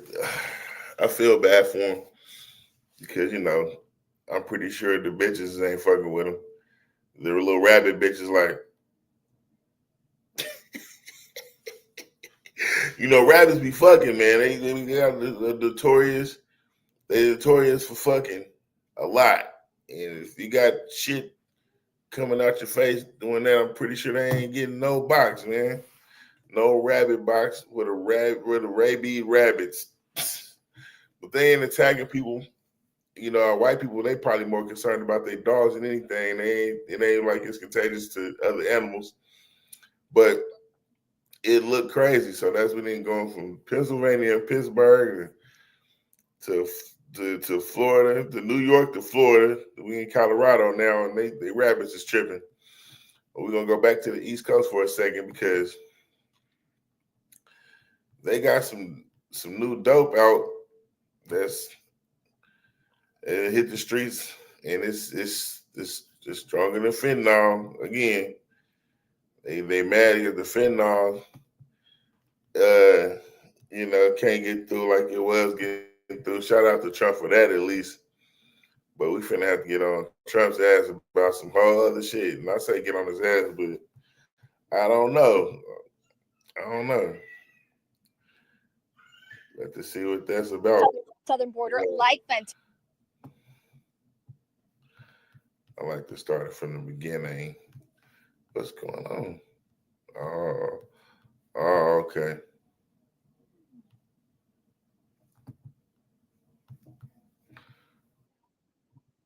And officers at the southern border work every day to stop drug smuggling, but drugs still manage to get through the southern border like fentanyl. Now the DEA is warning that smugglers could use those same routes to bring in nitazene. Nitazines are synthetic opioids similar to fentanyl. They were created in Switzerland about 60 years ago to treat pain, but were never approved for use in the U.S. They're now starting to appear more frequently on the streets. Over the past 6 years, nitazines have been detected in more than 4,000 drug seizures in the U.S. There's quite a few of these nitazene drugs, and we're finding various products within this new category, or this emerging category of opioids, with increasing frequency when we do our drug testing. Banner Health toxicologist Brian Kuhn says that while nitazines are being detected, fentanyl is still more commonly found. However, he says nitazines are just as potent, if not stronger, and can easily lead to overdose. While overdose stats are declining nationwide, people are still dying every day, with at least 5 deaths in Arizona daily. Local EMT Colton Moore, who responds to these cases, is calling for more to be done. He lost his mother to an overdose in April, something he never thought he'd have to face. Don't ever get to hug her again. And she was my world. She was my rock. She was my everything. The DEA has cautioned that Mexican cartels may leverage their established connections with Chinese suppliers to acquire nitazines and traffic them into the United States using some of the same routes used for fentanyl. We're speaking about a drug that's even worse than fentanyl, and that says a lot. Emmanuel Botello, a police officer in San Luis near the border, says they have not seen nitazines coming through yet. His team works with Customs and Border Protection and says the drug is more common on the East Coast, but could spread, which means they'd have to take new measures. Given the potency that nitazines are stronger than fentanyl, we know that chances are most likely we're going to have to deploy more Narcan packages than the typical that we have to do with fentanyl. As substance use disorders continue to be an epidemic in the U.S., advocates like Moore hope to raise awareness and provide more education. I think that everybody really should think about this because it can happen to you. It is illegal to possess nitazene in the U.S. Here in Arizona, state leaders have taken an even stronger stance. In May, Governor Hobbs signed a bill criminalizing the drug and classifying it as a narcotic, making it illegal to possess, consume, sell, or transport the drug. Reporting live in Yuma, Alexandra Rangel, Arizona's Family. Okay, so we in Arizona right now, and they got nitazene on the rise. It's illegal. They don't want you to. They don't want you to have it. You can't. Narcan can't bring you back, and that's the scariest part about a lot of these drugs that are even, coming in place of fentanyl. The drug overdose with this kind of shit is almost inevitable. I don't know if y'all know what Narcan is, but it's that shit that hits you in the nose. It's like adrenaline that brings you back after you overdose pretty much, or on opioid. But these opioids are impervious to that. So it's going to make it a lot of work for the paramedics to have to try to resuscitate a person over and over and over and over, or, without the help of the Narcan to kind of just, bring you out of your funk. It's dangerous. It's dangerous and it's not funny. But stay your motherfucking ass off drugs. Why the fuck is you trying to be high so damn bad? Where is you going? Where are you trying to escape from? What the fuck is going on with your life, man? That you hate it so much you got to be high all the time. I seen some niggas, and you kids got to watch out for these vapes too, bro. I seen the vapes is having fentanyl in them. I seen a whole group of individuals. They standing up straight, but their hands is touching their toes like they bent over to tie their shoes, but they ain't. They just high. They're not going nowhere at all. And it's a whole park full of them. It was like they looked like some zombies. It was crazy, bro. But yeah, where the fuck is you going? You know what I mean? It's like I'm not even necessarily an advocate for weed, but right here I'm a big up my sponsor, the Velvet Tiger. Yeah. Is that right? It's sponsored by the Velvet Tiger, a dispensary here in Oklahoma City, on Reno and MacArthur's. If you go there and you give them at least $20 or more, you can get and you drop my name, tell them Jamerson Ballard sent you, get a free pre-roll. Try them out, you know. But aside from that, like I said, I'm not an advocate for marijuana. What I am doing, though, is I'm starting to think a little bit closer about not smoking so often. And I really don't smoke that often anymore. Call it maturity, call it whatever. But Trump is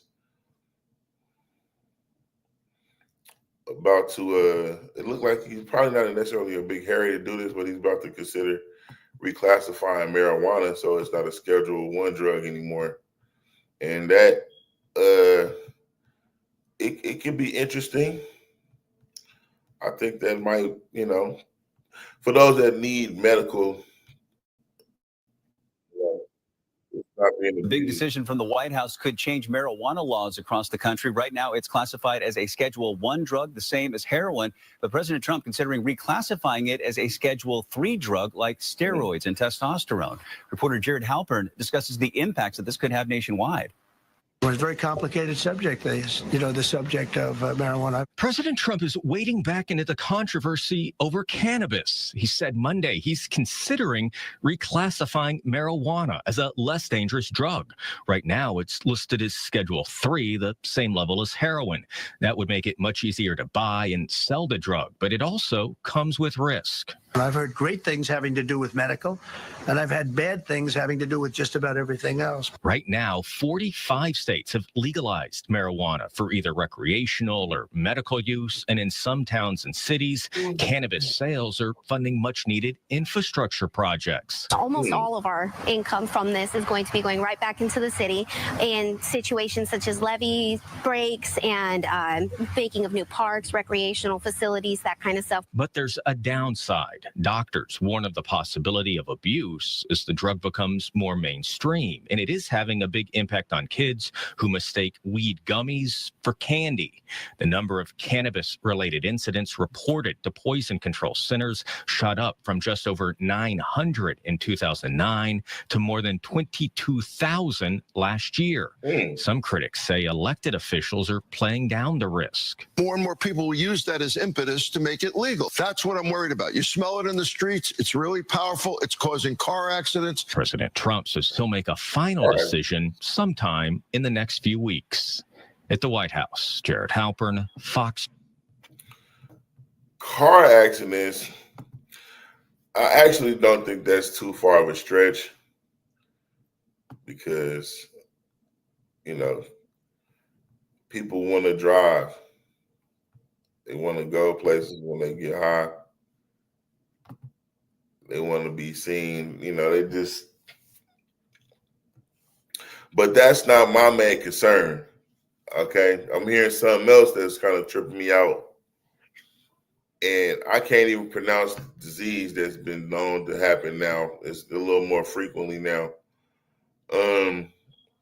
But it needs to be examined. So let's look at that real quick before I give my full opinion on that. Let me see. And it's like, man, it's so many videos. So many videos. me see. Oh man. Oh man.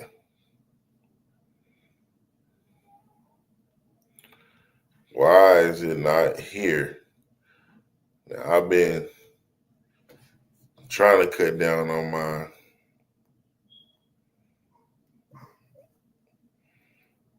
the amount of tabs I got because it's Ohio crazy. Emergency Department.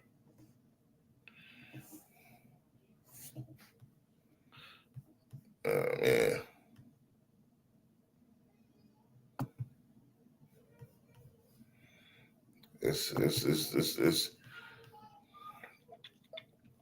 It's a lot of crap going on with these different drugs, man.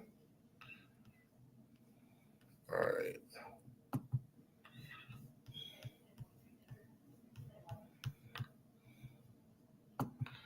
Now this is what concerned me.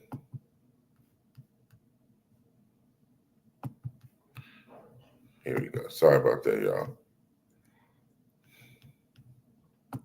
My area doctors tell me they're seeing an increase in cannabinoid hyperemesis syndrome. That's it. Marijuana here in Ohio has not only led to a boom in sales, Brittany learned that's actually led more people to visit the emergency room. It has. My area doctors tell me they're seeing an increase in cannabinoid hyperemesis syndrome cases coming into emergency departments. And despite the condition being medically recognized for the last 20 years, it's a serious condition that's still somewhat of a mystery to the medical community. You would have to have a heart of stone not to have sympathy for folks who are vomiting and cannot stop vomiting. Cannabinoid hyperemesis is a symptom of using marijuana daily for a year or more. Symptoms include sharp abdominal pain and nonstop vomiting that can last days, weeks, or even months. Dr. David Stream with the Alcohol and Drug Recovery Center at Cleveland Clinic Lutheran Hospital says Northeast Ohio Emergency Department physicians are seeing a rise in cases. The emergency medicine docs that I talk to in Northeast Ohio generally all tell me they see this every day. Cannabinoid hyperemesis was first reported in 2004.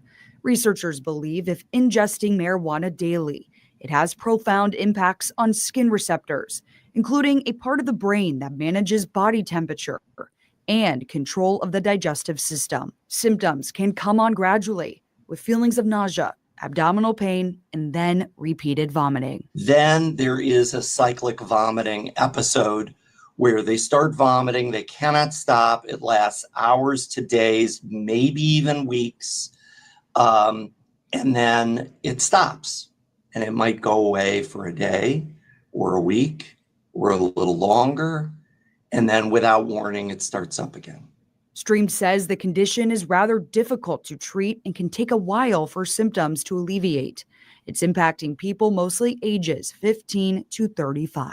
Most of the most powerful anti-nausea medicines known to modern medicine, things that we use for chemotherapy every day to stop chemotherapy-associated vomiting, post-operative vomiting, generally those don't work in cannabis hyperemesis syndrome. Doctors recommend to stop ingesting marijuana immediately if diagnosed. Other solutions doctors recommend to alleviate cyclic vomiting specifically for this condition are to take hot showers and use hot pepper cream on the stomach area. Adding heat back to the body is part of that theory that the condition impacts the part of the brain that controls body temperature. And doctors say frequent cannabis use, of course, can result in addiction. So what sort of trends are they seeing when it comes to people wanting to get help for that? Stream says he is seeing an increase in people who are seeking help with sobriety and recovery treatment specifically for excessive marijuana use in Northeast Ohio. He says it's easier for people to get high and hide now because of vapes and gummies. Legalization of marijuana. Wow. So yeah, that's gonna be freaking scary as hell. Because the cannabinoid hyperpernicious. I hope I pronounced that properly. That's scary as hell, bro. You want to get high? Is it worth it? Is it worth it?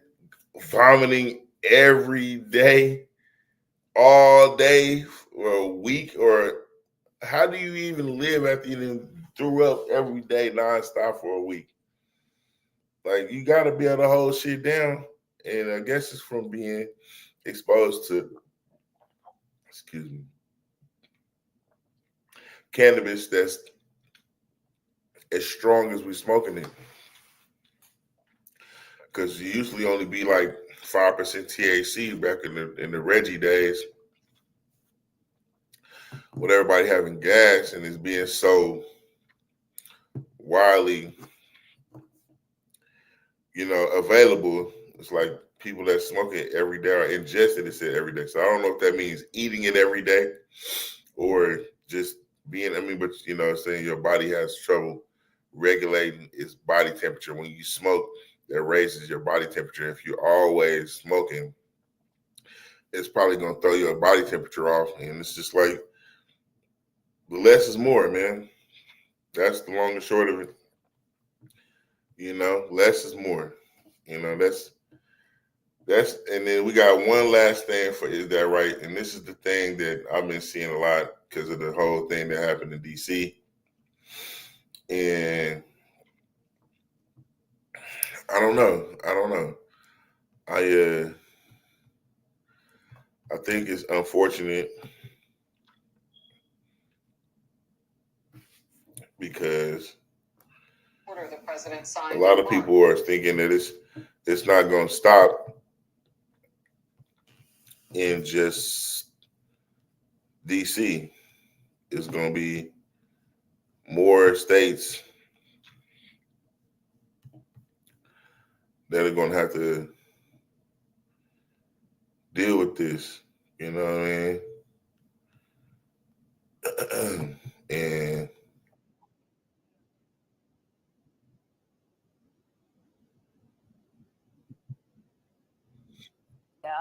Police say the armed thieves stole the driver's gun. Back to where we're supposed to be.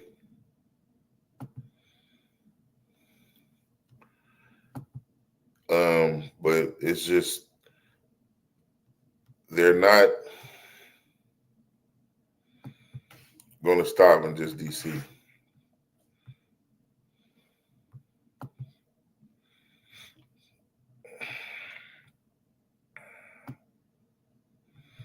I'm not going to watch all of this.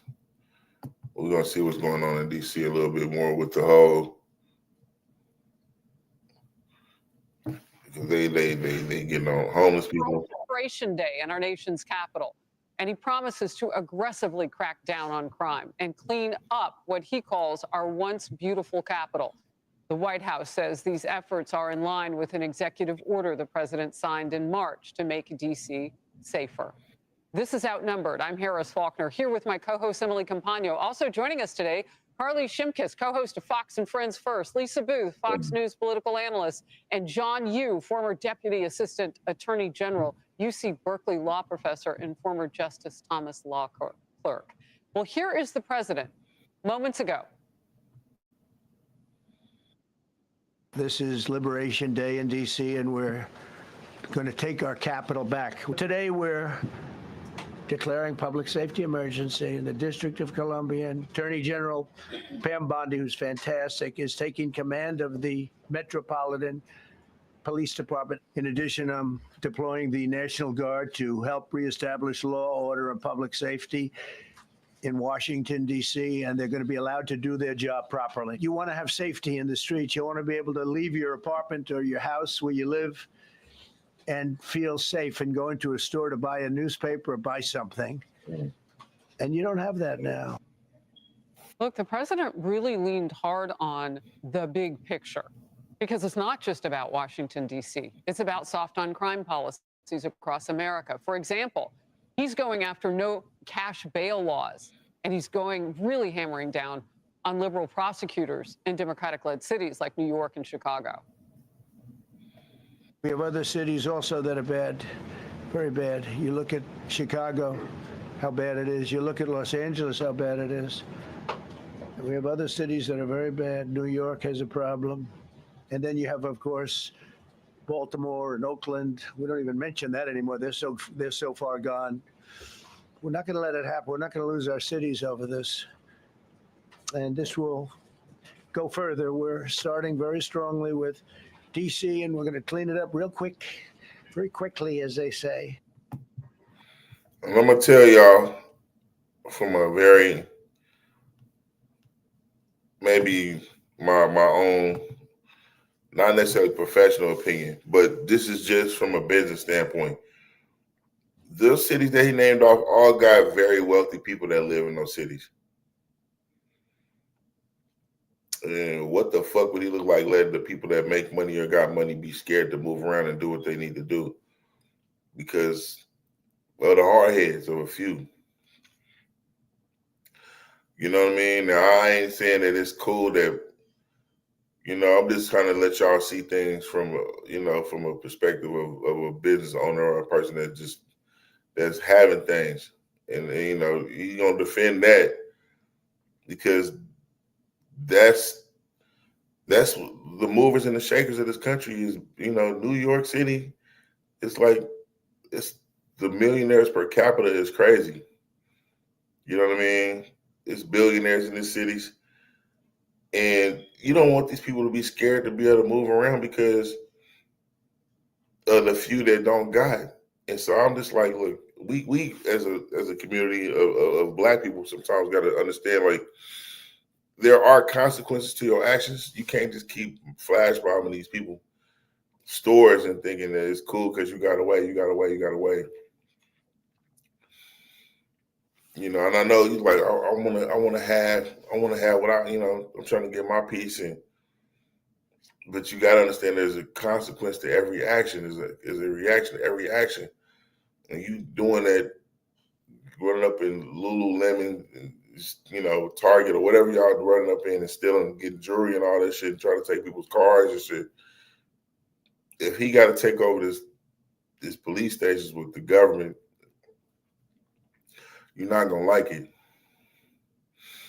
If not the FBI, but the military enforcing curfews and things like that, bro, this is gonna be, and that's on the short term. Long term, it's supposed to be, a lot of you parents is probably gonna be getting hit for not taking care of, like watching your kids. So, I forget what state that was.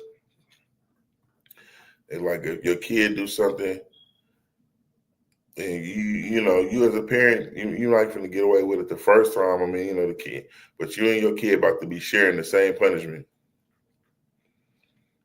You know what I mean? So all that scapegoating and, well, you got to pay for your consequences. No, if they under 18, it's because you ain't did your fucking job and you not watching them and you letting them out doing all kind of crazy shit.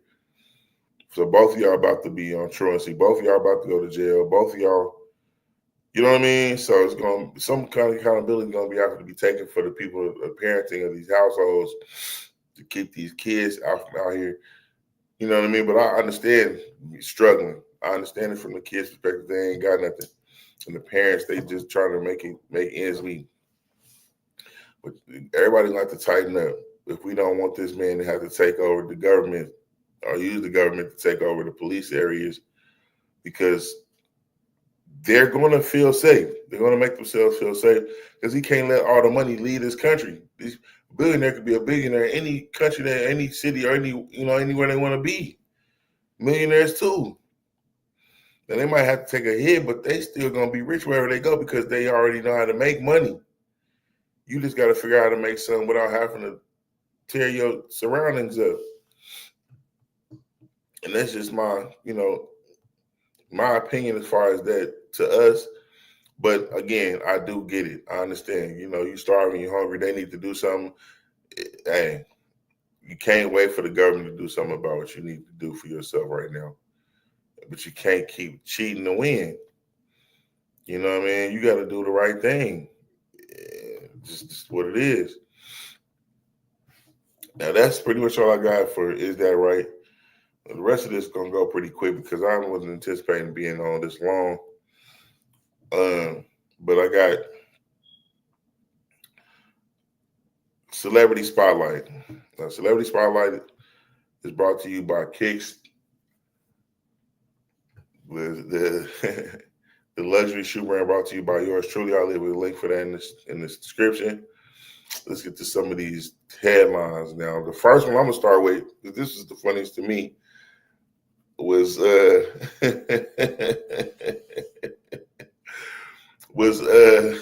Big Sean.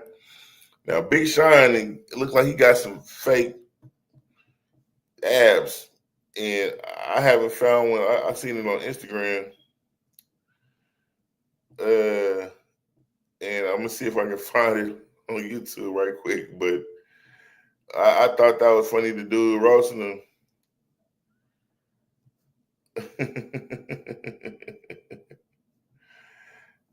Snap.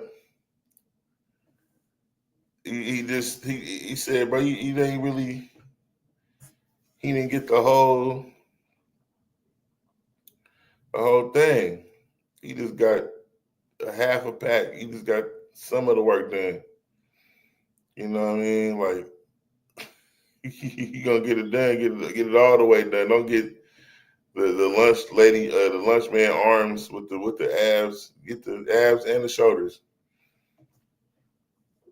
You know, I ain't gonna even go into all that because it looked like it was. It's he don't look right. BBL Drizzy. It's ridiculous, actually. You gotta do the work, man. You gotta do the work. Ain't no shortcuts. You know, even if you're gonna pay for it, like you said, man, you're gonna pay for it. Get the whole package. Get the you know the you know the shoulders and the chest and the you can't just get the abs and leave the rest of it looking regular. It look weird. It looks strange, sir. It looks strange. But this is even funnier. Now, they got, I don't know if y'all know who 600 is. 600 is a guy that's been kind of trolling Big U for a while. And he's a boxer out of LA. And I'm finna show y'all him getting his ass beat by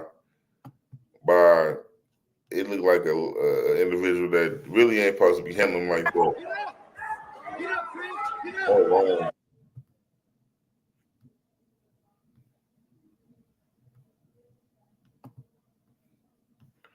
See if we can make this quick too.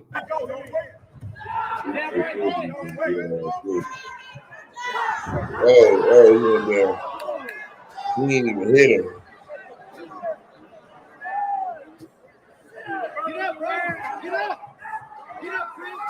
You're like right in the hand was up to fight too, watching him get beat up. Yo, this your boy DZ, man. 600 fair use, bro. Another these guys loss. Credit for their content. Supposedly, this is supposed to be leave the links in. All. Let me get to the part that is funny.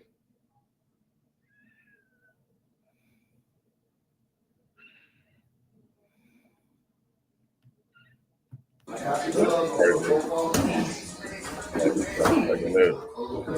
to it, get rid to him. Here we go, y'all. Now look at these guys. He look like he's still waiting.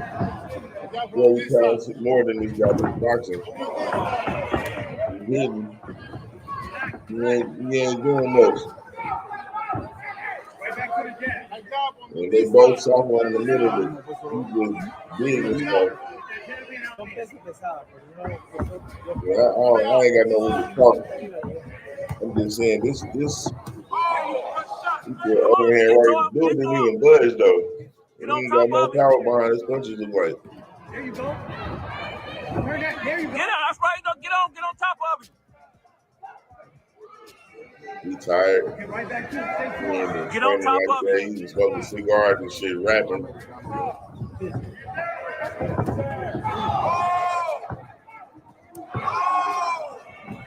You leaning on the haymaker too heavy. But it ain't really taking it nowhere. There you go. Get right back to it. He ain't got no skills, man. He's putting his head down and throwing the punch like he's opening his head. He looks strong, but he's just a big teddy bear looking ass nigga, man. This is tired, man.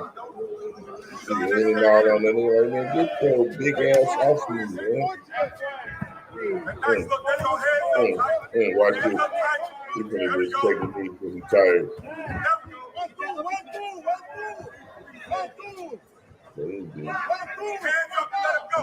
Hands up, let it go. Right now.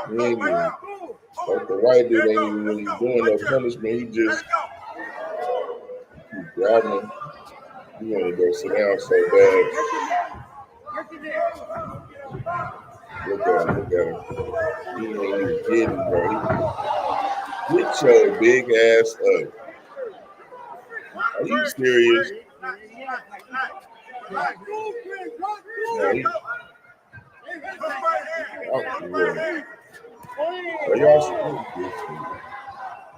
This dude is smaller than him, right?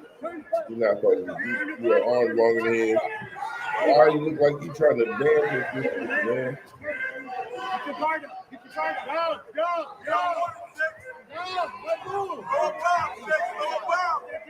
It's been the next 2 minutes. It's going to be all bad. Why is he holding the ropes? Like, I know he probably like, bro, get your big ass off of me, man. You don't want to fight no more this fall, so yo, don't lay on me. I'm gonna let his hands go. He's tired as hell.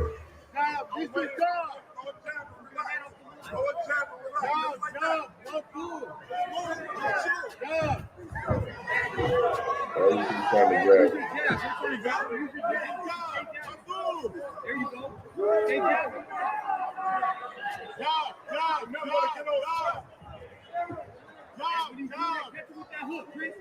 Here we go.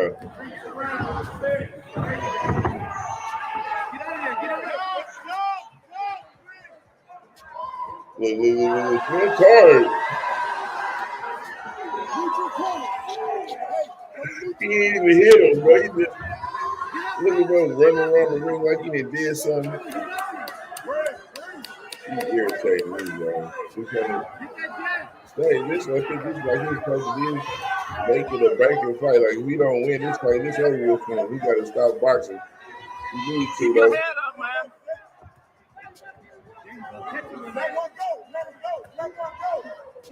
He ain't got his hands together. He just big and soft. Let it go. Don't wait. Don't wait. Oh man, that's enough for me. That's it. That's all I can take. 7, 8, 9. He can way well, bro. He doing.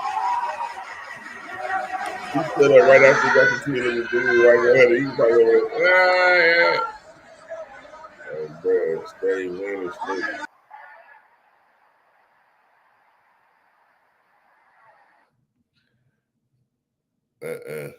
No, sir.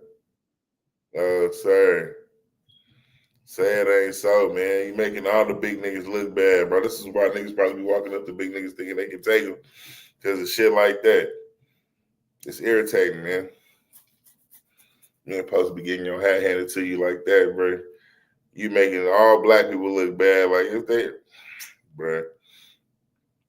I'm sorry, bro. This is not good. It's not good, man. It's not good.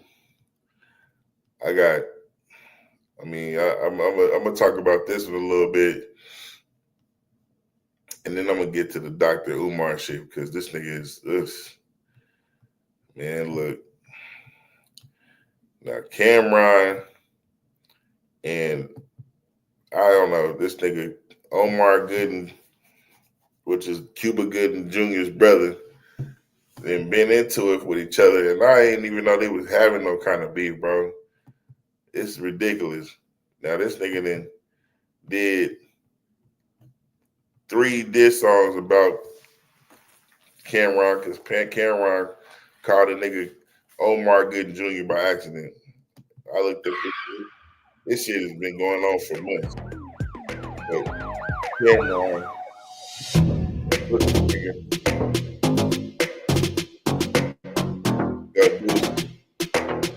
that ain't never coming out. Omar Gooding continues his beef with Cameron. Be sure to like, comment. Oh, y'all give me a minute. I'm just scrolling houses. Y'all go check this out. And ooh, the new Tesla. Ooh, that's just kind of hidden. Let's save this. I'm sorry. I'm just thinking about what I'm gonna buy next with all this money. I wasn't gonna respond again because I've been getting a lot of messages. Getting a lot of messages. I'm gonna take y'all through my day. So I wake up, people like, yo, check this out. When I saw it, I was laughing, and I was like, oh, this is AI. No, that's not AI. That's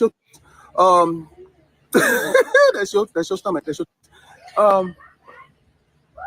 I said to myself, did he really post himself? Y'all that don't know, Cameron booked this nigga to do a movie that ain't never coming out because of all the diss songs that he wrote about this nigga. He wrote 3 diss songs about Cameron over the last 6 months. And I guess Cameron just finally got around to addressing it. And he actually yesterday released something on Revolt where he like took the footage that he filmed, the movie that this nigga ain't never gonna be in because the movie ain't never coming out. He done spent like $3,500 plus the ticket to get out there to where he had, I think in Miami or somewhere, and then another however much for the hotel room to just so he can get this nigga to come out and act and laugh at him.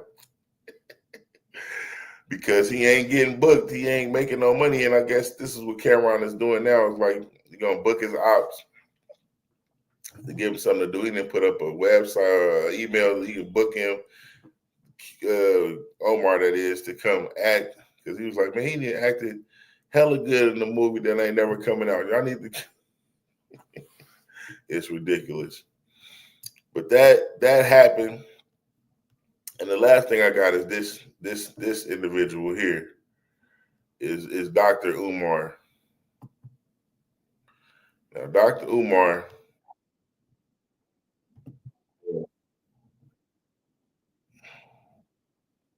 He lost his damn school basically because of misappropriated funds.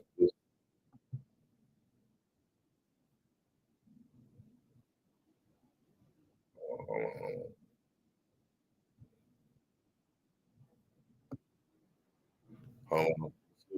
Y'all, hold on. I skipped a step. Hold on. Stop sharing.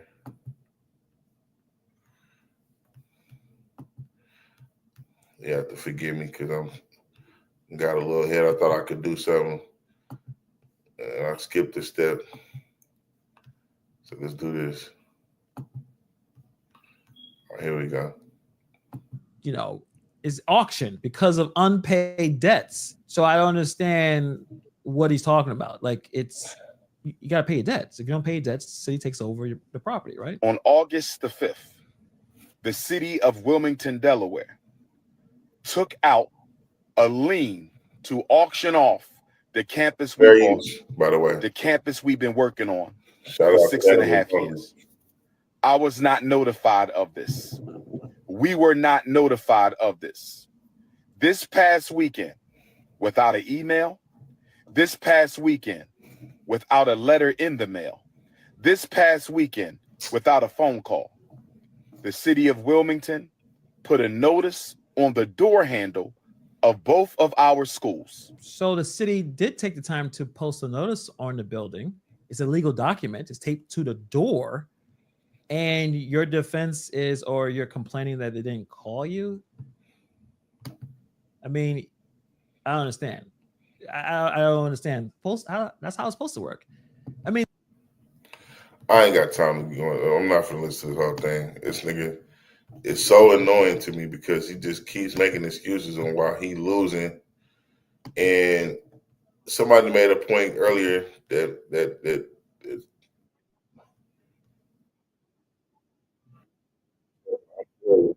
hold on, this was the thing.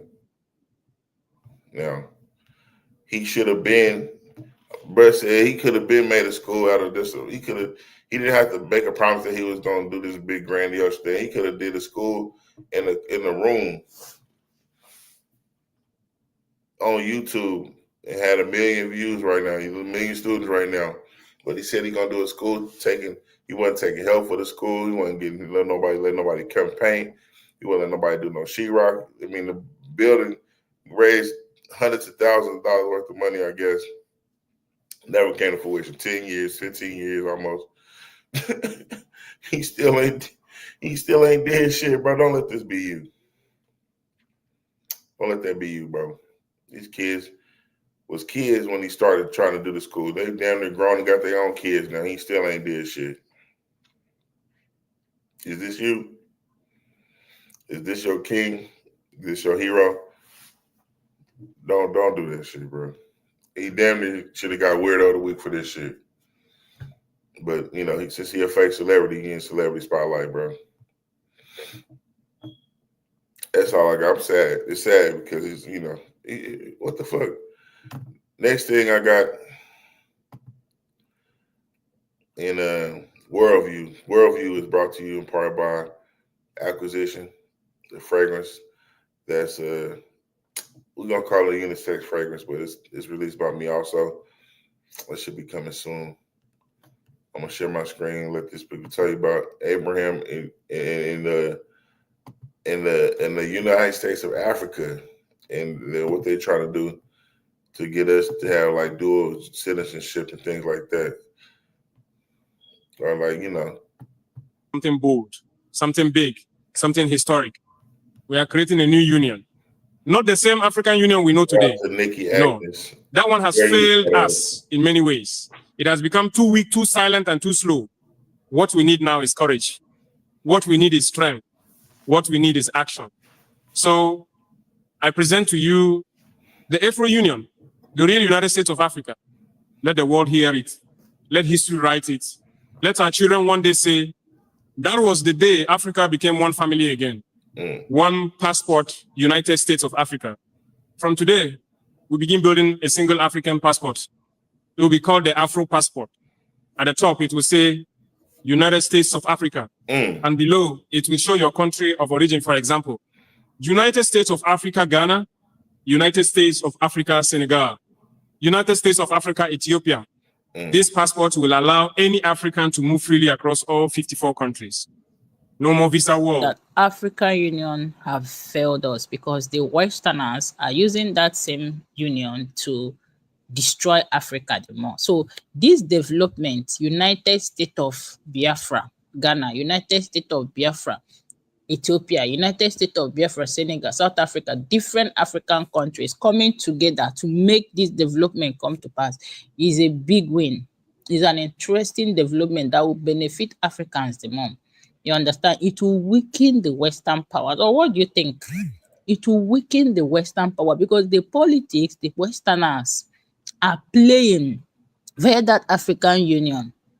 If you have been following on with the recent trend, what is going on between June, July, and this month, how they're actually trying to destroy African Union because of the freedom of the Biafran people. If this eventually comes to pass, this development comes to pass, I appear say all those Westerners, they will no longer have power over us. Guys, let me not say much. Just let's continue listening to Brian Traore. And please do share this video. If you are not following or if you have not subscribed to this channel, please kindly subscribe and leave your notification bell on for more updates. Thank you. Walls. No more border harassment. No more shame. We are family. How can a brother ask his sister for a visa? Any country, even America or Europe, that refuses to accept the Afro passport will be excluded from our hearts, our markets, and our future. We will say, you reject our people, we reject your politics. One economy, free trade for Africans. We are creating one strong African economy. No more borders in trade. No more taxes between African countries. No more waiting for permission from foreign powers to do business with our neighbors. Why should a farmer in Mali struggle to sell tomatoes in Niger? Why should a mechanic in Togo suffer just because the factory is in Ghana? From today, all African goods will move freely across Africa fast, easy, and tax-free. we will sell to each other first before begging others outside. One money, the Afro money. Our new currency will be called Afro money. Say it with me, my people, Afro money. This currency will not be printed in Paris. It will not be controlled in London. It will be ours, printed in Africa, owned by Africans, backed by African gold, oil, gas, lithium, and ideas. Each note of Afro money will celebrate our countries. We have 54 countries, so 54 notes, each one showing the beauty, history, and culture of one African nation. Imagine holding a 20 Afro note with a picture of Rwanda, a 50 Afro note with the pyramids of Egypt, a 100 Afro note with the lions of Tanzania. This is how we celebrate each other, not fight each other. Some African leaders are not happy with this plan. I will not name them for now because I still believe in unity and diplomacy. But I say this, if you love your people, join us. If you love your country, join us. If you love Africa, then you must stand for unity. We are not asking for charity. We are asking for dignity. We are not dreaming. We are doing. Let me ask you now, do you support the Afro Union? If you believe no African should suffer, again, stand with us. We are building a new Africa, not tomorrow, not next year, but starting now. Let the wind carry our message from Cairo to Cape Town, from Dakar to Dar es Salaam. Africa is rising. Now, I'm a killer right here, but I like where this is going. I like the idea of this. I don't know. I mean, you know, I would like to think that if we was, you know, because it sounds like when we trying to come back, they're going to make it where it's like open for us too. But a lot of us ain't really tripping. But I like that. I like Ibrahim. I like that. I don't know how, as long as he's going to be alive, Lord forbid he get hit or nothing, but, you know, him trying to take away European power. I mean, he already had about 19 death, like attempted assassinations, and he's still here. 9, I think. I'm saying 19, but it's like, you know, I'm not surprised, bro. He doing his thing, bro. He doing his thing from Burkina Faso. So shout out to him. Shout out to them. Shout out to the diaspora. I mean, I know they probably don't really necessarily all want us to win, but I have no hard feelings against them. I don't rock with the Africans who work against us actively and try to, you know, that's what Tariq Cartel is. I don't rock with none of those. You know what I mean? But for those who just like standing on their business and come and don't try to get in our way when we try to get ours. I ain't got no problem supporting them when they trying to get theirs. And we come together and we have it together. That's what this whole thing is about. You know what I'm saying? That's what it's about.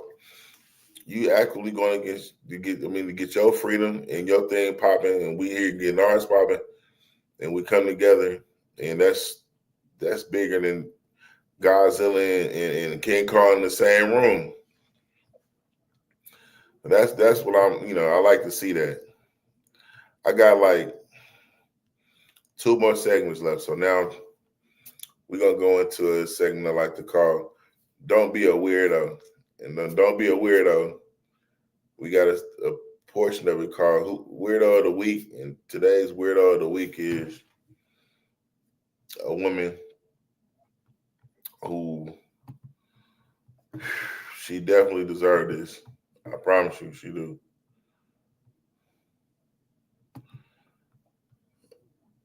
Y'all be the judge. I'll let y'all tell me what y'all think in the comments. For you here at noon, a Miami Gardens mother of 9 is in jail this noon, accused of child neglect. Yeah, police say several children were covered in filth and garbage covered parts of the home when officers arrived. Let's get to Marissa Bagg, who's live for us with this developing story. Marissa, how did officers know something wasn't right here? Well, according to the arrest report, Shelley, it looks like it was pretty obvious. We're here on Northwest 37th Avenue and about 177th Street in Miami Gardens. Police were initially called out here because of reports of a fight, but police tell us that as soon as they arrived at the house in question, they could tell something was wrong. They said that they could smell a foul odor and that it seemed pretty clear that the children had not been well cared for. And in the end, their mother was arrested. Police have identified her as 30-year-old Ashley Jennings. She went before a judge a short time ago on a total of 9 counts of child neglect, 1 for each of her children. Miami Gardens police say that the children, who are between the ages of 1 and 10, appeared to be unbathed and covered in filth. The arrest report says that there was feces and roaches on the floor of the kitchen, and that throughout the rest of the house was really in deplorable conditions, including garbage on the bedroom floors and flowing out of the closets. In court, Jennings' attorney asked the judge to be lenient with a bond. The allegations are fairly severe. So I have some hesitation in doing this, but again, the rationale behind a bond is not to punish. It is to secure a person's attendance and to protect people from harm. And police did also write in the report that there didn't appear to be any edible food in the fridge when they checked in on that. At this hour, Jennings does remain in jail on a $22,000 bond. We are live here in Miami Gardens. Marissa Bagg, NBC6 News. Yeah, she. A fight over rent increasing ended with one man behind bars after. She ain't shit, man. She ain't shit, and I don't get it, man. I don't get how a person can have that many kids. Who is fucking this lady? That many times. I mean, 9 kids is a lot of kids. You can't handle that. You should have stopped that one. I'm a firm believer in people have it. I feel like you should have to take a test to determine how many kids you can have. You got to take a test for everything else. You got to take a test to drive a car. You got lives at stake. You got to take a test to drive a truck because lives is at stake. You got to take tests to become a doctor. You got to take tests to, to do anything where lives is at stake, but not to be a parent. With the way things is, it's like you should be able to do some basic shit. Like, know that you have to have food. You have to be able to be clean. You have to keep yourself clean. You can't keep yourself clean. What makes you think you're going to keep a baby clean? What kind of stress can you handle? They used to have personality tests in high school. They need to just put a part in there where it's like, oh, he's not fit to have more than one kid, and make it illegal for him to have more than one. You know what I mean? After you have one, boom, clip burnt or chemically, like you can't do it no more. You can't have no more kids, bro. And this wouldn't happen, but it's not like that. And so we just got people have a gross amount of kids because they're trying to get food stamps or whatever they were trying to get at first. And it just, the kids is in squalor. And it's 9 individual people who are now probably going to be out doing who knows what to the environment around them because of the neglect they faced. It's devastating, man. So whatever that lady's name was, she's our weirdo of the week. I don't even. But on the lighter note, we got this segment I like to call "Who Got Active," and today's we got a little bit of a treat for y'all. I thought this was actually really, really cool, and so without further ado, let's check that out so we can see what being a hero looks like.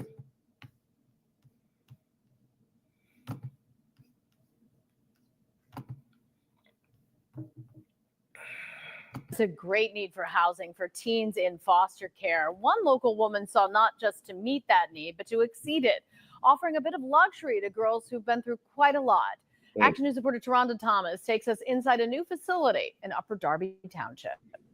This is the bedroom area. From the fluffy pillows to the chandeliers and the golden fixtures, it has all the makings of a luxury hotel. I feel like they're in a 5-star hotel. But it's not. Instead, It's a shelter. We service all 67 counties in PA. Cater to You Youth Haven and Emergency Residential Care Facility in Upper Darby Township is the lifelong dream of Marie Miner. The former foster parent wanted to provide something special for girls who have gone through the court system and are in foster care. The concept behind the design was to basically, when they walk through the doors, kids would not feel like they're walking into a shelter. The emergency care facility can house 11 girls ages 13 to 21, focusing on self-care in ways most shelters typically don't. This is a hair salon. Our director is a licensed cosmetologist. There's also a nail salon, but going beyond beauty, the idea is to restore dignity. Hopefully they want to come in here and want to do good and to want to stay. Children are referred to the facility through social services or county youth services. Those contracts fund the operation. When it comes to funds for making over this building, Fully funded out of pocket. So my savings, my passion, it was a vision. with a maximum 6-month stay, Cater to You also seeks to connect girls to resources for long-term housing and care. Hopefully having potential foster parents or anyone who is interested in becoming a foster parent to come here. Miner hopes the special treatment girls get here is something they internalize, knowing they're worth the luxury, no matter the circumstances. I hope that they want to leave here and achieve all of their goals in life, to be able to know that someone did take their time to invest in them, that people out here do care. Miner wants to share this experience of care with as many girls as possible. So her goal is to open 3 more locations of Cater to You in the Philadelphia area within the next year. In Upper Darby, Taronda Thomas, Channel 6 Action News. Now that is fly. Maria Miner, you are this week's activated individual of the week. And I see you. We see you here at R&R, man. I mean, I hope it's appreciated. I mean, but regardless of whom or what, her heart is in the right place. I mean, I've never seen anything like that. And I thought that was magnificent. So, I seen the bad in Philly. They probably, I don't know if they got the trash cleaned up, but they got that going on out there. So that's what's up, man. So I like to see it. I mean, I hope y'all like to see that. Anyway, that's been today's episode. It's been a little bit longer, but man, this is Jamerson Ballard signing off, and y'all have a wonderful weekend, and I'll see y'all next time, man.